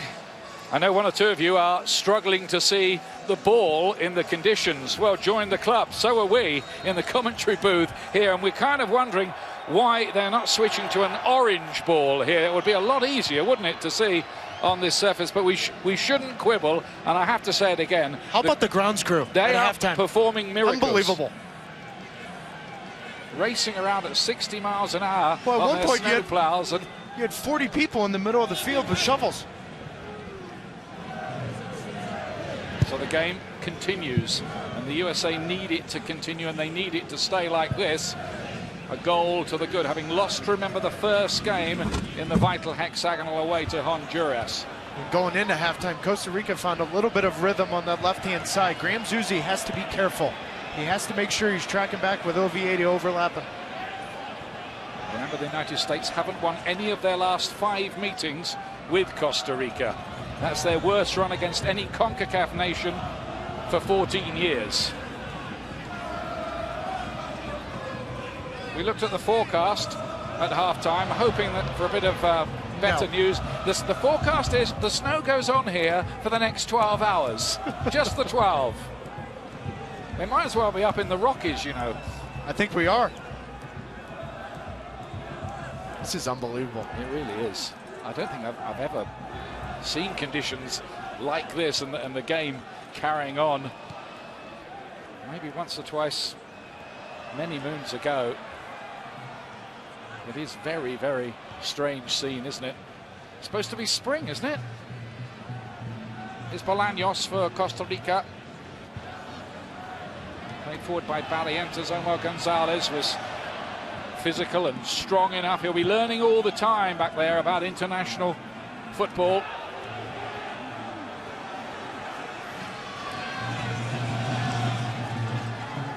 Played in the end by Giancarlo Gonzalez. There's a Gonzalez playing in both defenses today.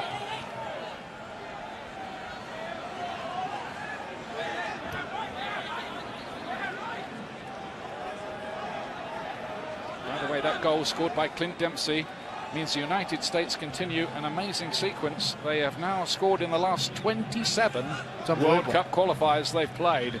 That is a current world record. It's just the man who's scoring nearly all of them, Clint Dempsey. Came back last week after missing 5 games for Tottenham with a calf injury. He played 45 minutes for Tottenham, but that's his only minutes in the last month or so, Taylor. Well, we saw that September of last year as well. He was out 4 or 5 weeks, then came back with the home and away at Jamaica, scored at the away game in Jamaica. So when he comes back fit, he's ready to rock. Naturally fit guy, isn't he? You just want him on the field.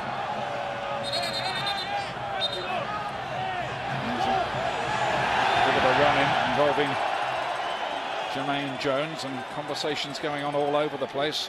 Roy Miller and Josie Altidore as well.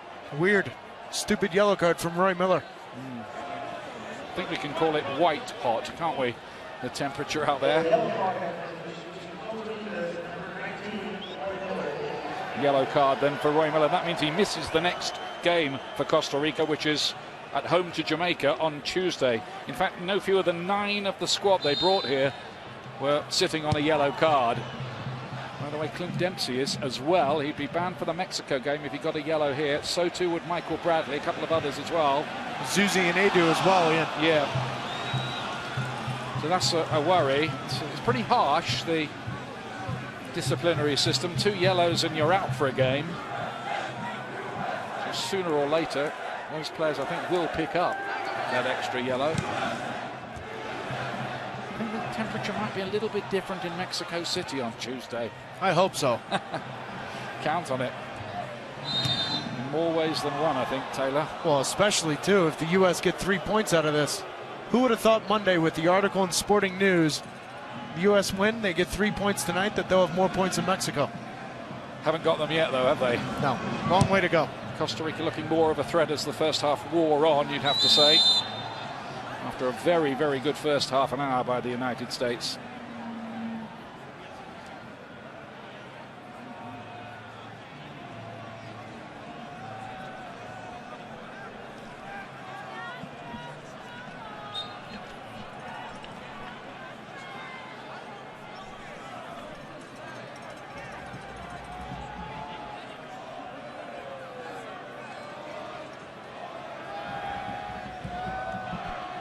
Gonzalez hitting the ball long for the USA.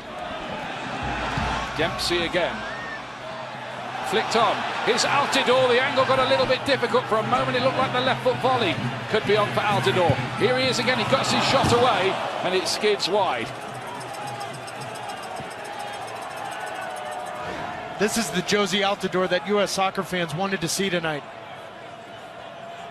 Just big, strong, and I love it. We saw the goal in the first half came from Josie taking a shot from 18, 19 yards out. He's been active all night long.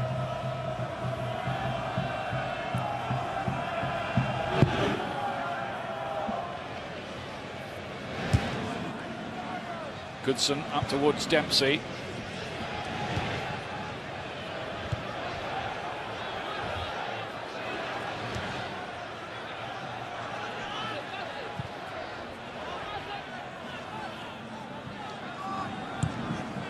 Well, we're hearing something quite extraordinary from the match commissioner's officer, and US Soccer are saying the same thing, that if this game does have to be stopped and abandoned tonight, it can be resumed from the minute it stopped, and they would play whatever remaining time there was. I have never heard of that, and I must say I do doubt it. There's a lot of confusion.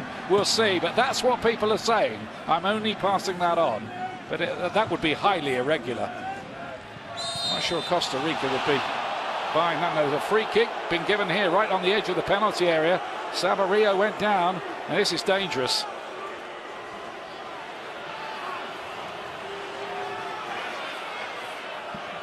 They're going to have to watch Ruiz here. There's a real moment of danger here for the United States, who believe they should have had a penalty when they're right in the first half.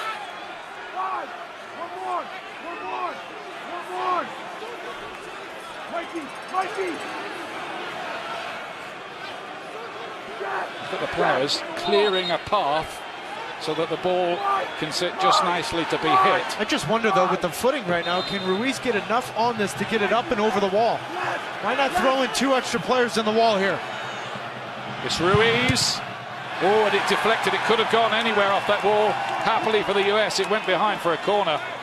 He scored twice in the 2-2 draw when the Costa Ricans came to Washington 4 years ago. That could have ended up in the corner. Yeah, it's just too difficult, though, right now with that footing to be able to get that ball up and over the wall.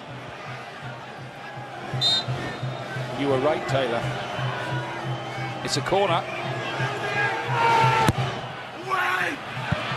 Goes a long way. Umania got a head to it. Saborio played it in there, and I think it was Bradley who smuggled it away, but they're beginning to knock quite hard on the door here, Costa Rica.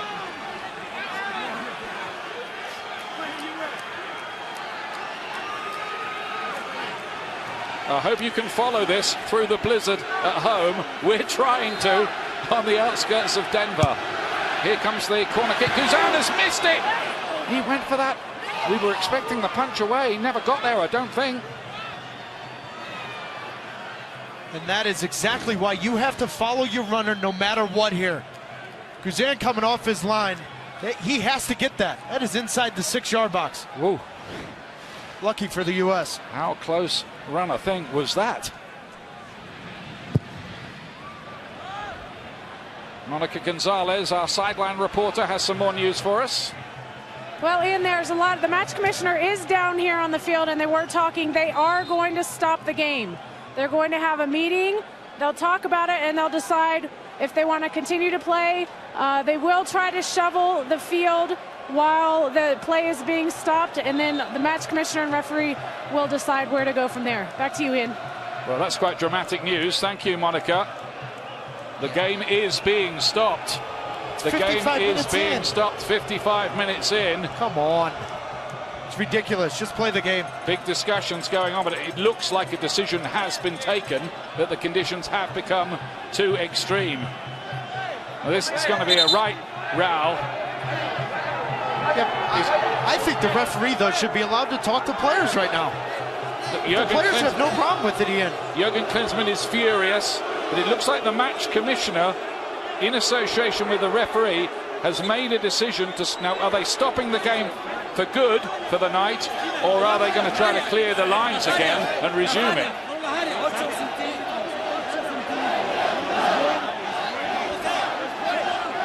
The match commissioner is Victor Daniel from Grenada, who's already gone into the locker room, we are told. Yeah, but you even see the Costa Rican players over there saying to play on. Yes, which is extraordinary, really. You'd think they'd take this, wouldn't you? One down. Well, I don't know, though, because the last 6 or 7 minutes, they've been putting pressure on the U.S. Wow. Listen, the referee right there, talk to the players. They're on the field. They have no problem with playing the game. The final decision always is with the referee.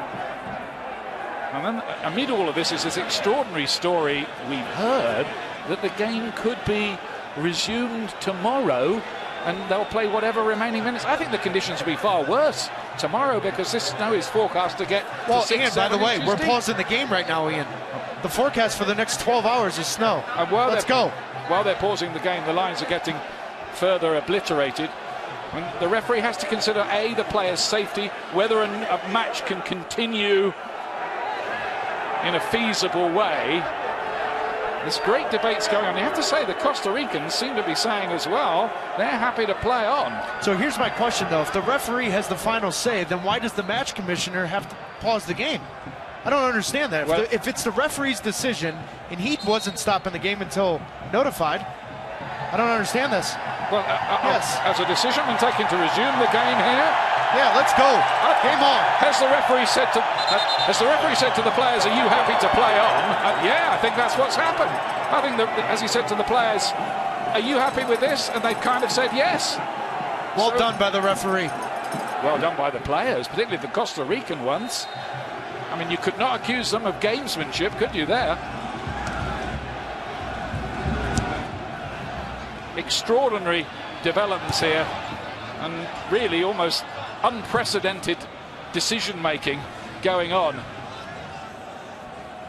But this snow, I have to tell you, is getting thicker and thicker.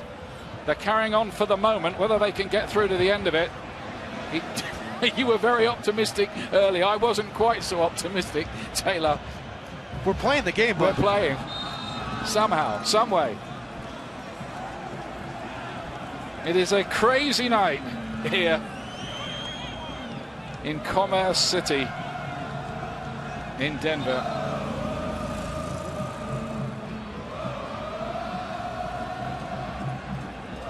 But these are near farcical conditions now. But we've got this far, so I guess if everybody's willing, I'll try to get through it all as long as it remains something resembling a football match. Here's Zusi to play one in. Oh, and another very good effort there, just wide of the post. Dempsey again, he's so predatory. he's so good when he's coming out of the midfield. It's that third attacker. And Costa Rica has a nightmare trying to defend crosses. We saw this against Mexico in the second round of qualifying. They don't track their runners. And when the runner's coming out of the midfield like Clint Dempsey, nightmare to defend. I'm just thinking, Taylor, this is a night that's going to go down in US soccer folklore. People are going to be talking about this game for years. Do you remember that night? In US sports folklore, what are you talking about? Yeah, exactly.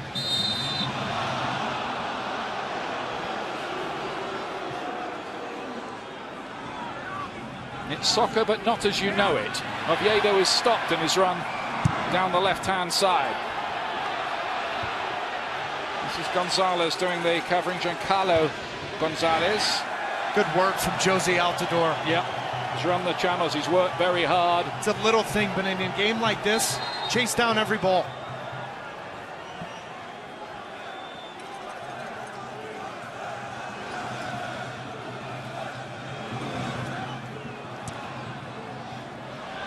Away by Roy Miller of New York Red Bulls.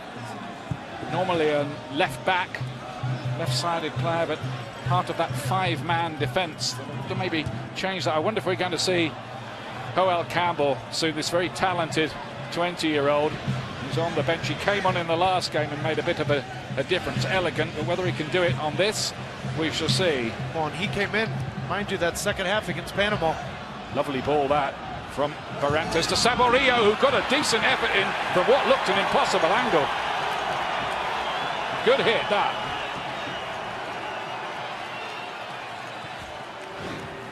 Well, and this save from Guzan is a lot more difficult on a night like tonight. Watch that, no rebound. Difficult angle for Saborio, but good save from Guzan. Ruiz here for Costa Rica, looking to get that ball in behind. Here's Jermaine Jones. That's a nifty piece of work from him. The US look as if they might have a second goal in them, but I'd have to say as well that Costa Rica look as if they too might get themselves on the score sheet here. It's dramatic and spectacular in many ways.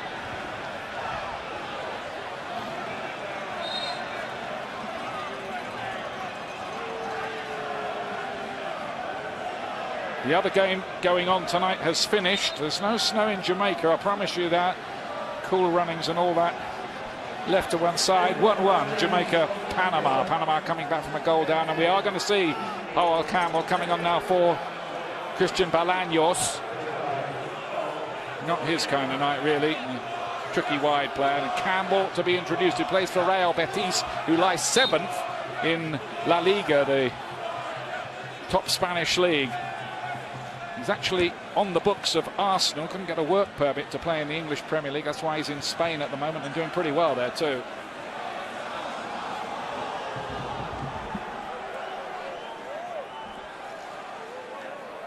At the end of the game tonight, go to espnfc.com to watch our live post-game show, Boot Room Extra. Full recap featuring your Twitter questions and comments. Use hashtag FC Boot Room.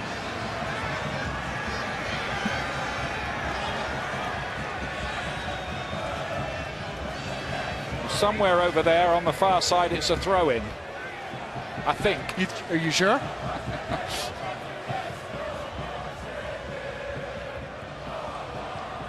Bradley, dispossessed in midfield. It's Saborio, but nothing doing there. Campbell's gone onto the right-hand side where Bolaños was playing.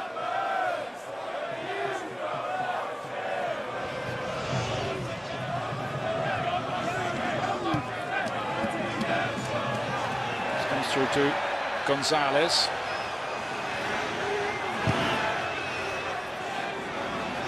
Here's the other Gonzalez, Omar, and then it's away by Cameron doing the covering behind him in the end.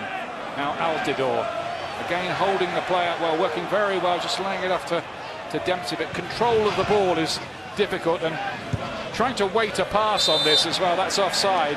That's hard too, isn't it? Very easy tonight. How hard do you hit the pass to go, say, 20 yards across a surface like this? Well, on a surface like this, you want to make sure you overhit it, especially going forward, because if anything, then you just put Costa Rica on their heels. I must say, I was surprised that Costa Rica weren't very happy to troops off to the locker room when offered the chance. And the challenge from Oviedo looked on the stiff side there, didn't it? Free kicks given. Dempsey sets Oviedo up perfect here. It's a little stutter step that allows Oviedo to get in there. Draws a great free kick here. I love that. Just that little stutter step baits Oviedo to come in. He dives in, draws a foul.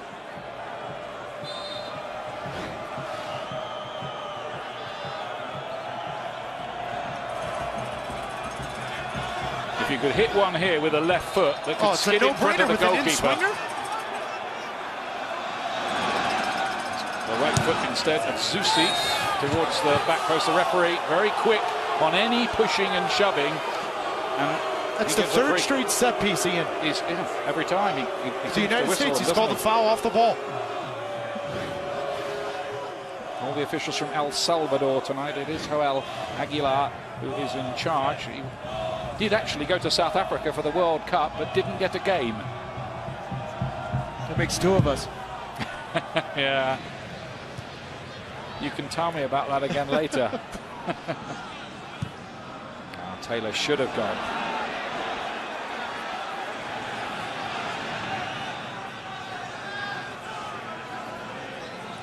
The one thing you'd say, as difficult as the conditions are, they do not look unsafe for the players. No, not at all. I mean, one problem for the referee is, say a challenge goes in and a player slides into another player causing an injury. That's something the referee has to consider. That isn't happening, not yet. Lots of other things are. Show up!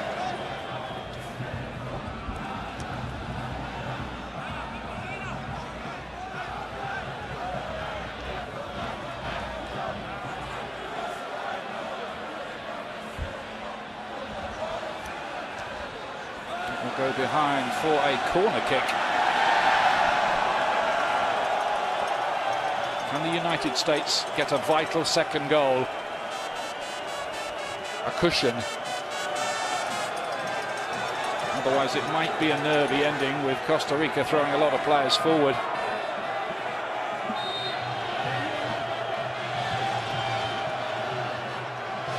Hercules Gomez to take it. Again, struggling to get the ball airborne.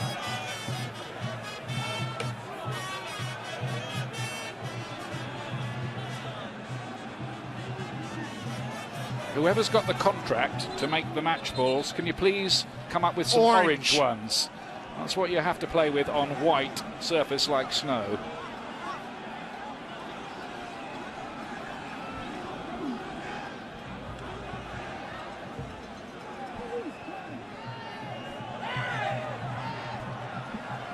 Cameron's long throw.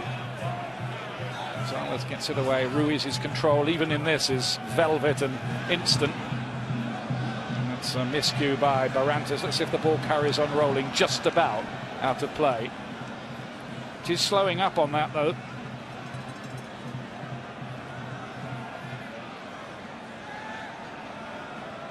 It will be near to a miracle, I would say, if we get through 90 minutes, but that's the way we're heading at the moment.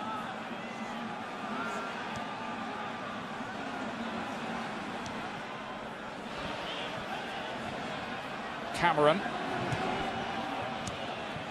Zusi and Miller just had a little kick out, didn't he, there, away from the ball towards Zusi, who made nothing of it. Meanwhile, Barrantes brings it away. Tried to wait it for Brian Ruiz. Oh, now then, Ruiz is making an awful lot of that challenge there by Jermaine Jones.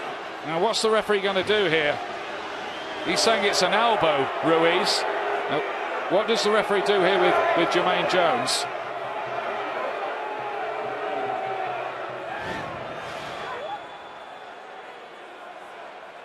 Oh, it's a hand off, isn't it?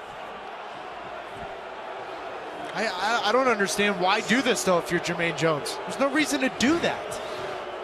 On another night, that could have been a red card. There's no reason to. As it is, it's not even a yellow.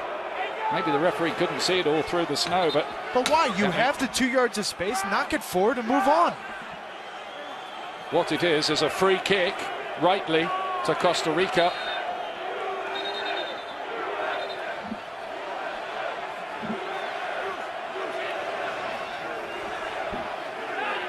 Michael Barrantes is going to take it.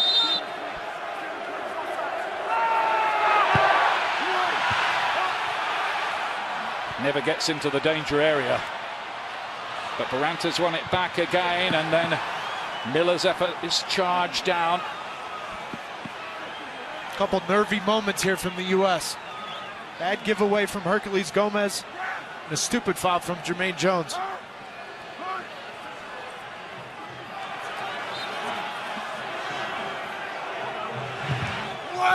Barrantes again. This time it's too far. It comes out to Ariel Rodriguez.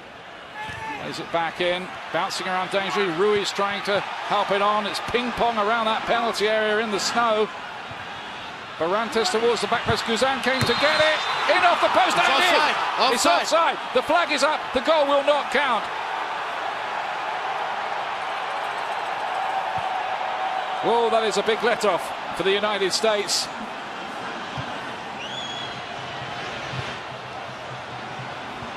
Costa Rica nearly getting the payoff.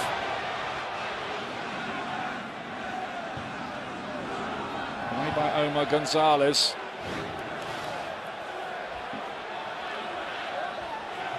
Great call. Great call from the assistant referee. And for the United States, thank goodness that was right in front of them. I think it was Campbell's header, wasn't it? Good one, too. I don't know if the assistant referee can see that, if that's on the other side of the 18-yard box. It was William Torres, the official on the far side. Looked a great call, and remember the USA were denied what looked a certain penalty in the first half for a foul on Dempsey.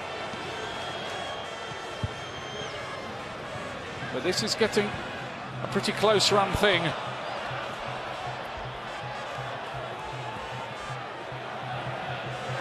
"20 minutes remaining.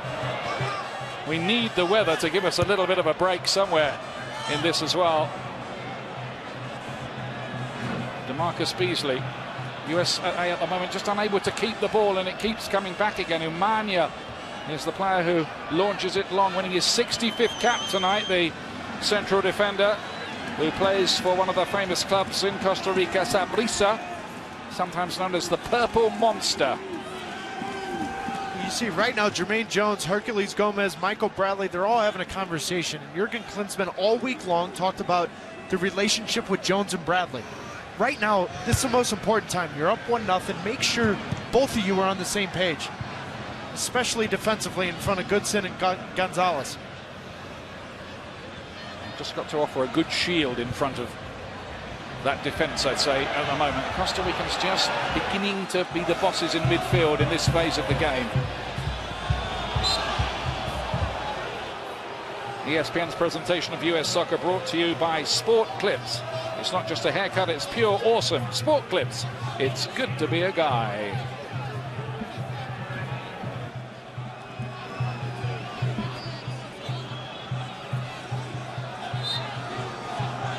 USA 1, Costa Rica 0. We can just about read the electronic scoreboard at the far end through the blizzard. Away by Roy Miller.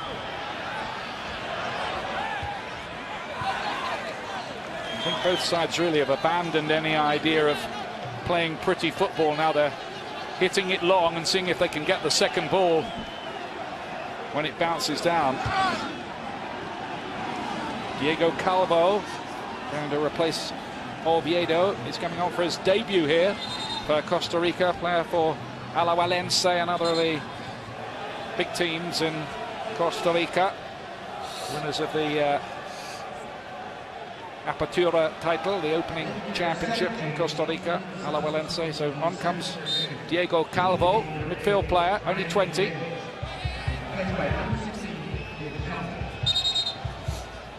He'll go onto that left-hand side. Looks like Miller might be going back to his more conventional left-back role here in a slight change of shape.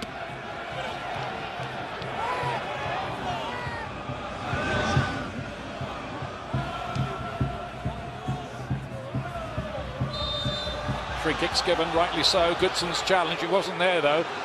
They've taken it 2 or 3 yards ahead of where the actual foul was committed. Referee seemed happy enough with that.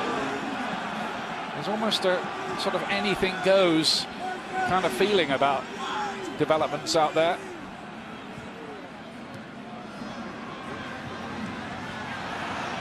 This game, if you're recently tuned in, just about surviving, was nearly abandoned 10 minutes after half-time. It seemed like the players talked the referee round. Barrantes, it was meant, I think, as a shot that from him. There are a lot of questions about Guzan's role, his nerves. He's come off his line only once, making a mistake. It didn't cost him. He's been sound tonight. Very strong. United States 1, Costa Rica now. Clint Dempsey's goal separating the sides, coming pretty early in the piece. Should have had a penalty as well. Costa Rica having one chalked off for offside just a few moments ago. Eddie Johnson to be introduced. This substitution fueled by Gatorade. He replaces Graham Zusi. Johnson, who's missed a bit of training with a muscle injury, 3 days of training, in fact, which is one reason why he was not considered to start here. Good 75 minutes from Graham Zusi as well.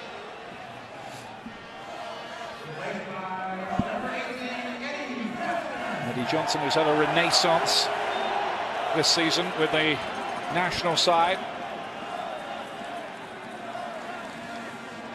Had a memorable contribution to make with 2 goals in the game against Jamaica.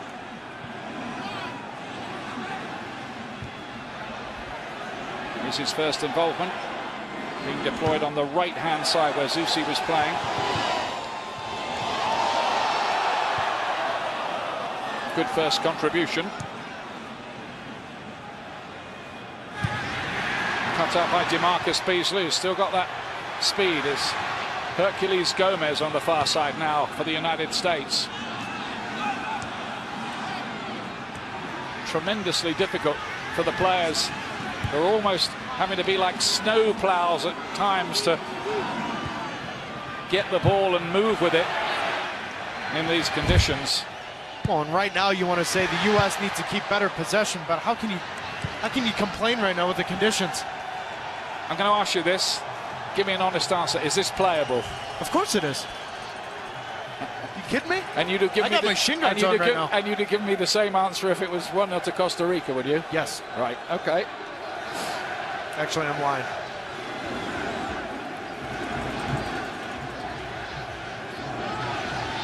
I think we now know that the referee doesn't think it's really playable, but he's happy to go along with it if the players are.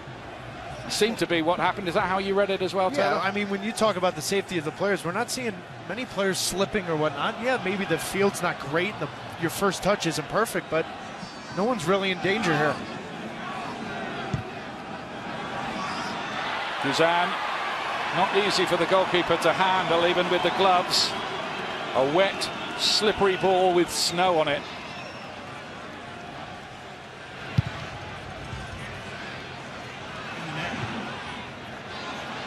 Gonzalez's header down.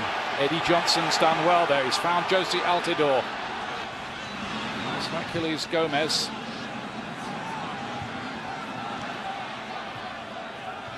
Good possession football from the United States, but that I don't think was ever going to work.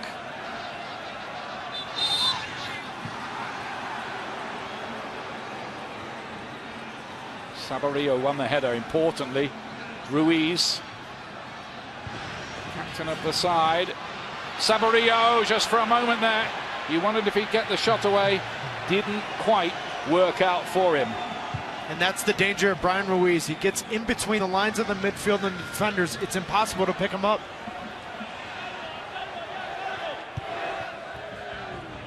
Diego Calvo, debutant.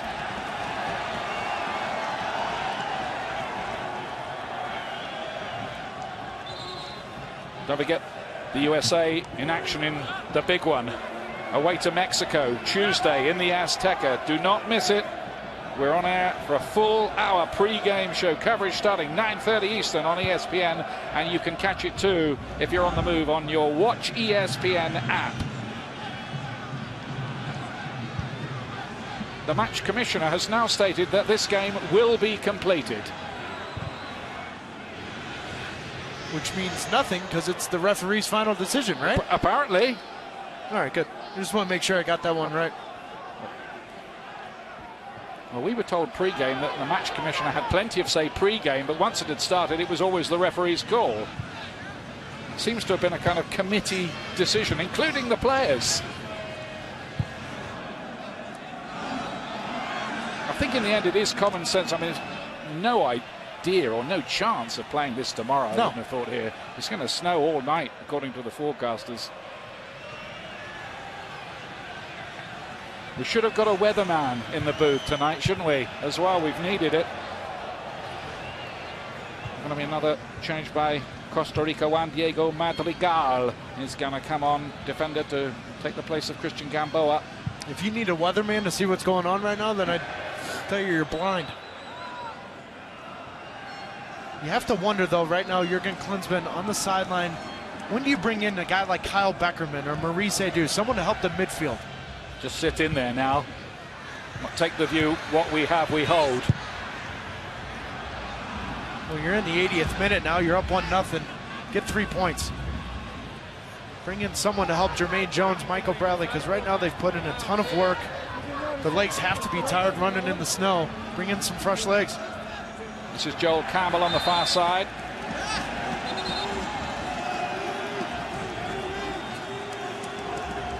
I wouldn't think many of these players have ever played in conditions like that. And while the game's going on, there are ground staff running onto the pitch. Wait for the throw-in, he says, because the ground staff are at work doing all the lines again. You said it was done by committee. Yes. Well, I think without this many ground staff, this game would have been no chance at all. Not a prayer.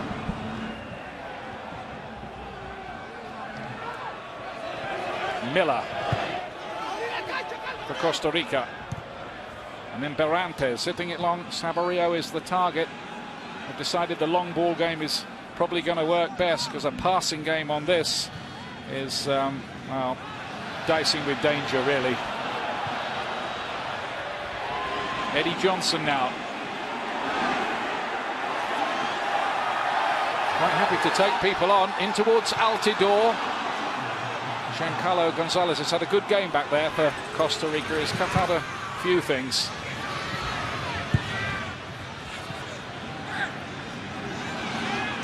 Goodson recovered well there. A Brøndby player who plays in Denmark.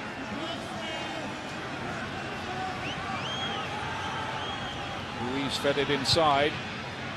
There might be one or two anxious moments left in this, I think, for the United States. We're inside the last 10 minutes.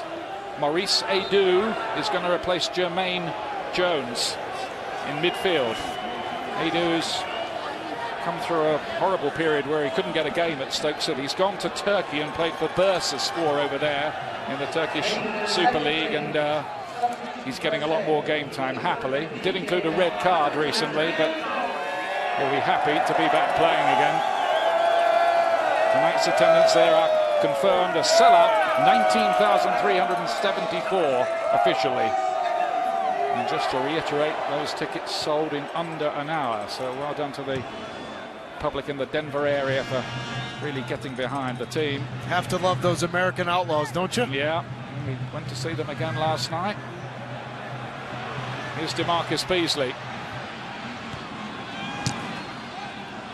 No way through for Gomez. Ariel Rodriguez just looking to get a ball in behind. Adu's first involvement. It's a crazy deflection. Trying to feed that through for Saborio. Ruiz trying to set up the ace scorer, Alvaro Saborio of Real Salt Lake. I think he scored all their goals in MLS so far, hasn't he, Saborio? Well, and he's got 45 over 3 years. If it wasn't for a guy named Chris Wondolowski, Saborio, I mean, 45 goals in 3 years. And I'd say he's in the best shape since going to Real Salt Lake right now. Clear. Early on this season, he has scored 3 really good goals.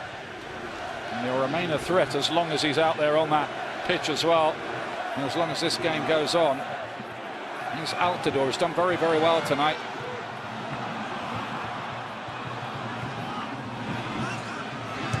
It's just a question here for the United States now of getting this job done, pocketing the points and getting on the plane for Mexico City.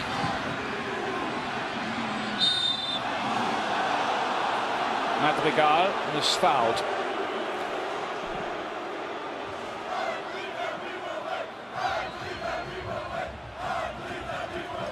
I think the United States will be wishing and hoping that the referee blows early once it gets to the 90 minutes in the conditions to get the game over with.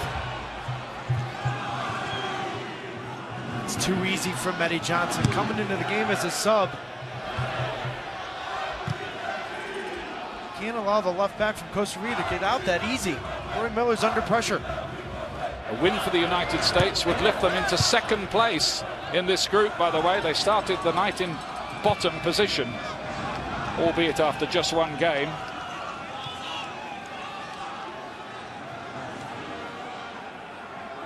Costa Rica would go to the bottom if it stayed the way it is now.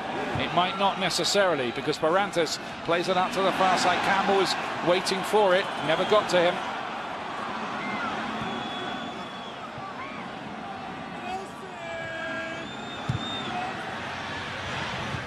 We asked you and I talked about it for what, 3-4 days? Who's going to play left back?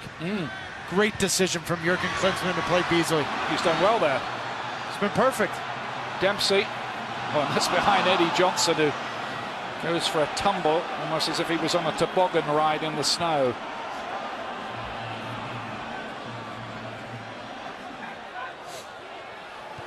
Question now of not making any silly mistakes. Keep it very, very simple.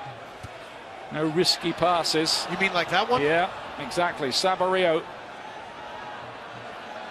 Madrigal's made an overlapping run here on the right-hand side, the substitute.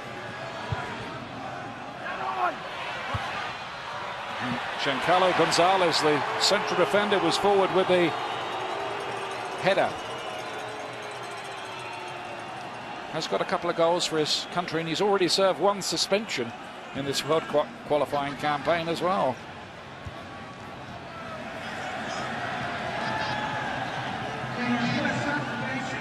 The 3 points the USA so desperately need, 4 minutes away. The ground staff are back on, clearing the lines, maybe for the last time. How on earth have we got through this? I told you we would. You were right. That 45 grounds crew. Well, Altidore looked like he was fouled. He doesn't get it. He hasn't gotten any calls from the referee tonight. There's Maurice Edu.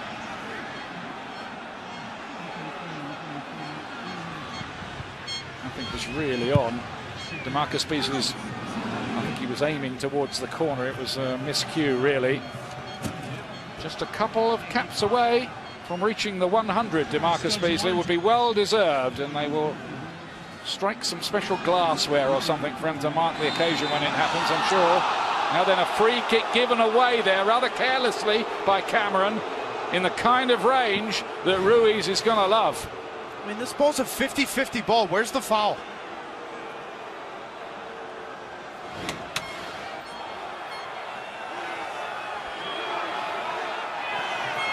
So here is an anxious moment for the USA again.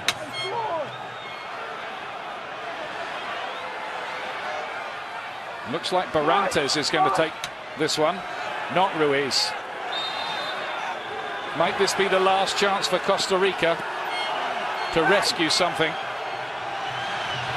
It's Barrantes, and it's away by Dempsey in the end for a grateful USA. It'll be planted straight back in by Ariel Rodriguez. The danger's not over yet, but it is now.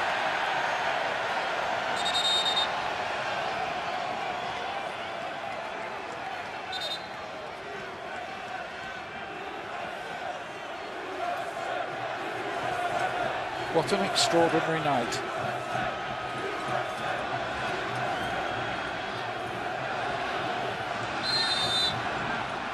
Another free kick given away. They've got to be careful with this. It's really the only chances Costa Rica is going to get is on set pieces. I've given them another chance to put in a high cross here, and the delivery will have to be good. Look how much snow they're having to move here just to take the free kick. To say conditions are marginal, it would be an understatement. Barrantes again, everybody's forward for Costa Rica, and just couldn't get the ball in the air off the snow.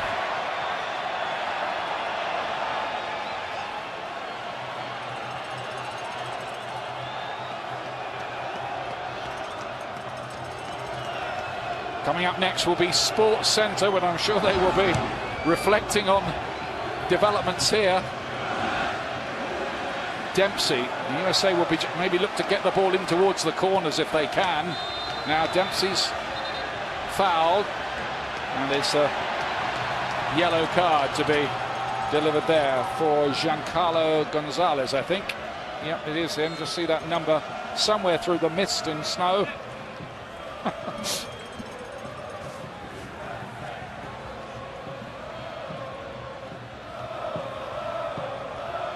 Do you think there are going to be reindeer outside in the car park? I don't know. We've got to get home somehow. There's going to be 5 minutes of stoppage time, by the way. It really has been against all odds, in a way. But this is a kind of victory that builds character. You know? Yes, exactly. You know, with adversity, I'm a believer that adversity reveals character. And with everything that's gone on in the last 10 days with articles on the internet, about anonymous quotes, whatever that is, the fact is the players responded tonight. And if they get 3 points, that builds character. That locker room becomes stronger now, much stronger. Well, look at that. Jeff Cameron, it's a team effort, playing the role of auxiliary snow clearer. Now we've seen it all. Quite bizarre. Don't forget there's 5 minutes of added time at the end of all this. The ball is not going to go out of play. It just stopped in the snow that time. DeMarcus Beasley plays it in towards Gomez, who was trying to hunt something out. Navas, the goalkeeper, can grab it. They'll need to get it forward quickly now.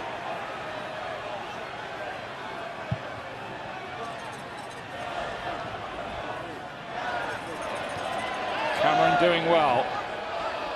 The key here is hold possession if you can. That's a nifty piece of play, isn't it? Cool as you like, really. Ariel Rodriguez it was. Miller, long, no frills. Blow to the head. Free kick, USA, that'll do. Omar Gonzalez has done well tonight. Done very well. He'll be growing in confidence all the time. It's only his 5th cap. Well, you learn a lot about players, how they improve. In the first game, his first World Cup qualifier at Honduras wasn't the best. He's responded very well tonight. Yeah, he just had that one dodgy moment on the Honduras winner, didn't he? Him and Cameron and Howard between them, just not able to stop Honduras getting the goal they probably deserved, actually, to win that game, if we're brutally honest. Dempsey again. Feeding it wide. Cross comes in towards Hercules Gomez, but he doesn't get there quite ahead of Navas. It was the right run from Gomez. Great ball in from Eddie Johnson as well. Costa Ricans will be looking for any free kicks they can maybe induce here. It's a desperate battle for the 3 points. You never know what you're going to get with this hexagonal. Mexico surrendering a 2-goal lead earlier in Honduras for a 2-2 draw. Jamaica drawing with Panama here. The USA might be the only winners on the day. Headed down, but Guzan will take that. He'll check the maker's name on the ball. He'll clear a bit of snow.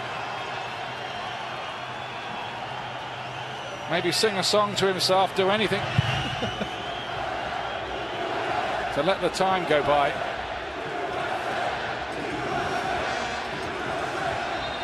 Chance of USA. USA ringing around. A freezing crowd here, but a crowd who have witnessed something in its own way quite historic, I think. Kyle Beckerman's going to come on very late on here to replace Hercules Gomez. I would suspect this is simply to wind down the clock a bit more by Jurgen Klinsmann. Well, and you know Costa Rica's just going to pump the ball forward. Kyle Beckerman, Maurice do, Michael Bradley win those second balls. Going to get a kick, I think, or a touch here. Beckerman, there he is. Winning his 25th cap. What's the clock saying? Coming up to 94 of the 95 minutes we're going to have. Just need to keep that ball out of harm's way late on, the USA. I tell you what, credit to Costa Rica, though, for not taking the chance to get the game abandoned. I think if they'd have said, no, we can't play on this, we agree with you, referee. No, but at the time that conversation was happening, they were having to run a play. Yeah, well, I think they felt they had the equalizer. Yeah, but they were one down. I mean, I can think of a lot of teams who would have walked at that point.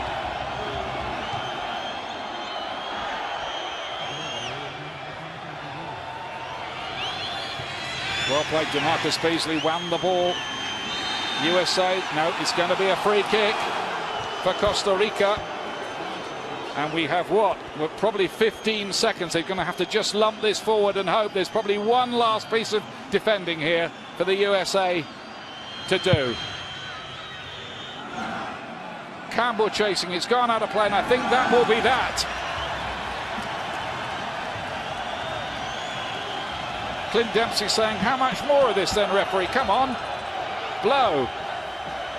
I think probably viewers across the United States are saying the same thing. The job was getting 3 points somehow, some way tonight, and it looks like that's going to be achieved here for Jurgen Klinsmann at the end of what's been a very, very difficult week, the most difficult of his whole reign. That is it on this extraordinary snowy night in the blizzard. The USA have the 3 points that they so desperately needed, and the World Cup campaign is back on track. 1-0 to the USA. Let's cross to Bob Lee. Thank you, Ian. You don't need a weatherman to tell you which way the wind blows. And the World Cup wins have once again filled the sails of the United States.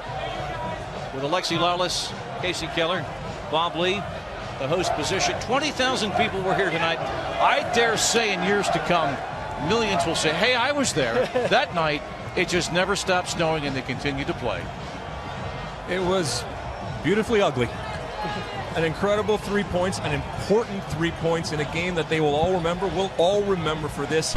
And for a U.S. national team that for the last couple of years, I think at times has gotten away from what has made the U.S. national team successful in the past. I saw it here tonight. Grit, determination. Right? This wasn't about playing pretty soccer. This was about what the U.S. men's national team was built on. And credit to these guys out here. Credit to the back four. And we talked about their lack of experience, the way that they played. I thought DeMarcus Beasley had a great game out there on the left back. Credit up top to Josie Altidore for holding the ball. Credit to this entire team for getting the goal that they needed and then recognizing the situation, adapting when they had to, and getting that 3 points. A lot of times it's just about grinding out results in qualifying. It's not about playing well. It's about finding some way to get the 3 points on the board, especially at home, and finding ways to steal points on the road. The disappointment from the first game in Honduras was there was an opportunity to steal some points. It didn't happen. That heaped on the pressure for this match, and the team responded under unbelievable conditions, both in the press and here on the field with the weather and everything. Credit to everybody. They got the game on. How, I don't know, but the officials somehow deemed it was playable, and the U.S. come away with 3 huge points. 3 points. So now the United States trailing just behind Honduras. Honduras with 2 late goals, coming back late to draw today at home against Mexico, Panama, and Jamaica. Playing to a 1-1 draw. The goal scorer, the captain tonight, standing by with Omar Gonzalez. Clint, talk about how you were able to lead your team to victory in these conditions.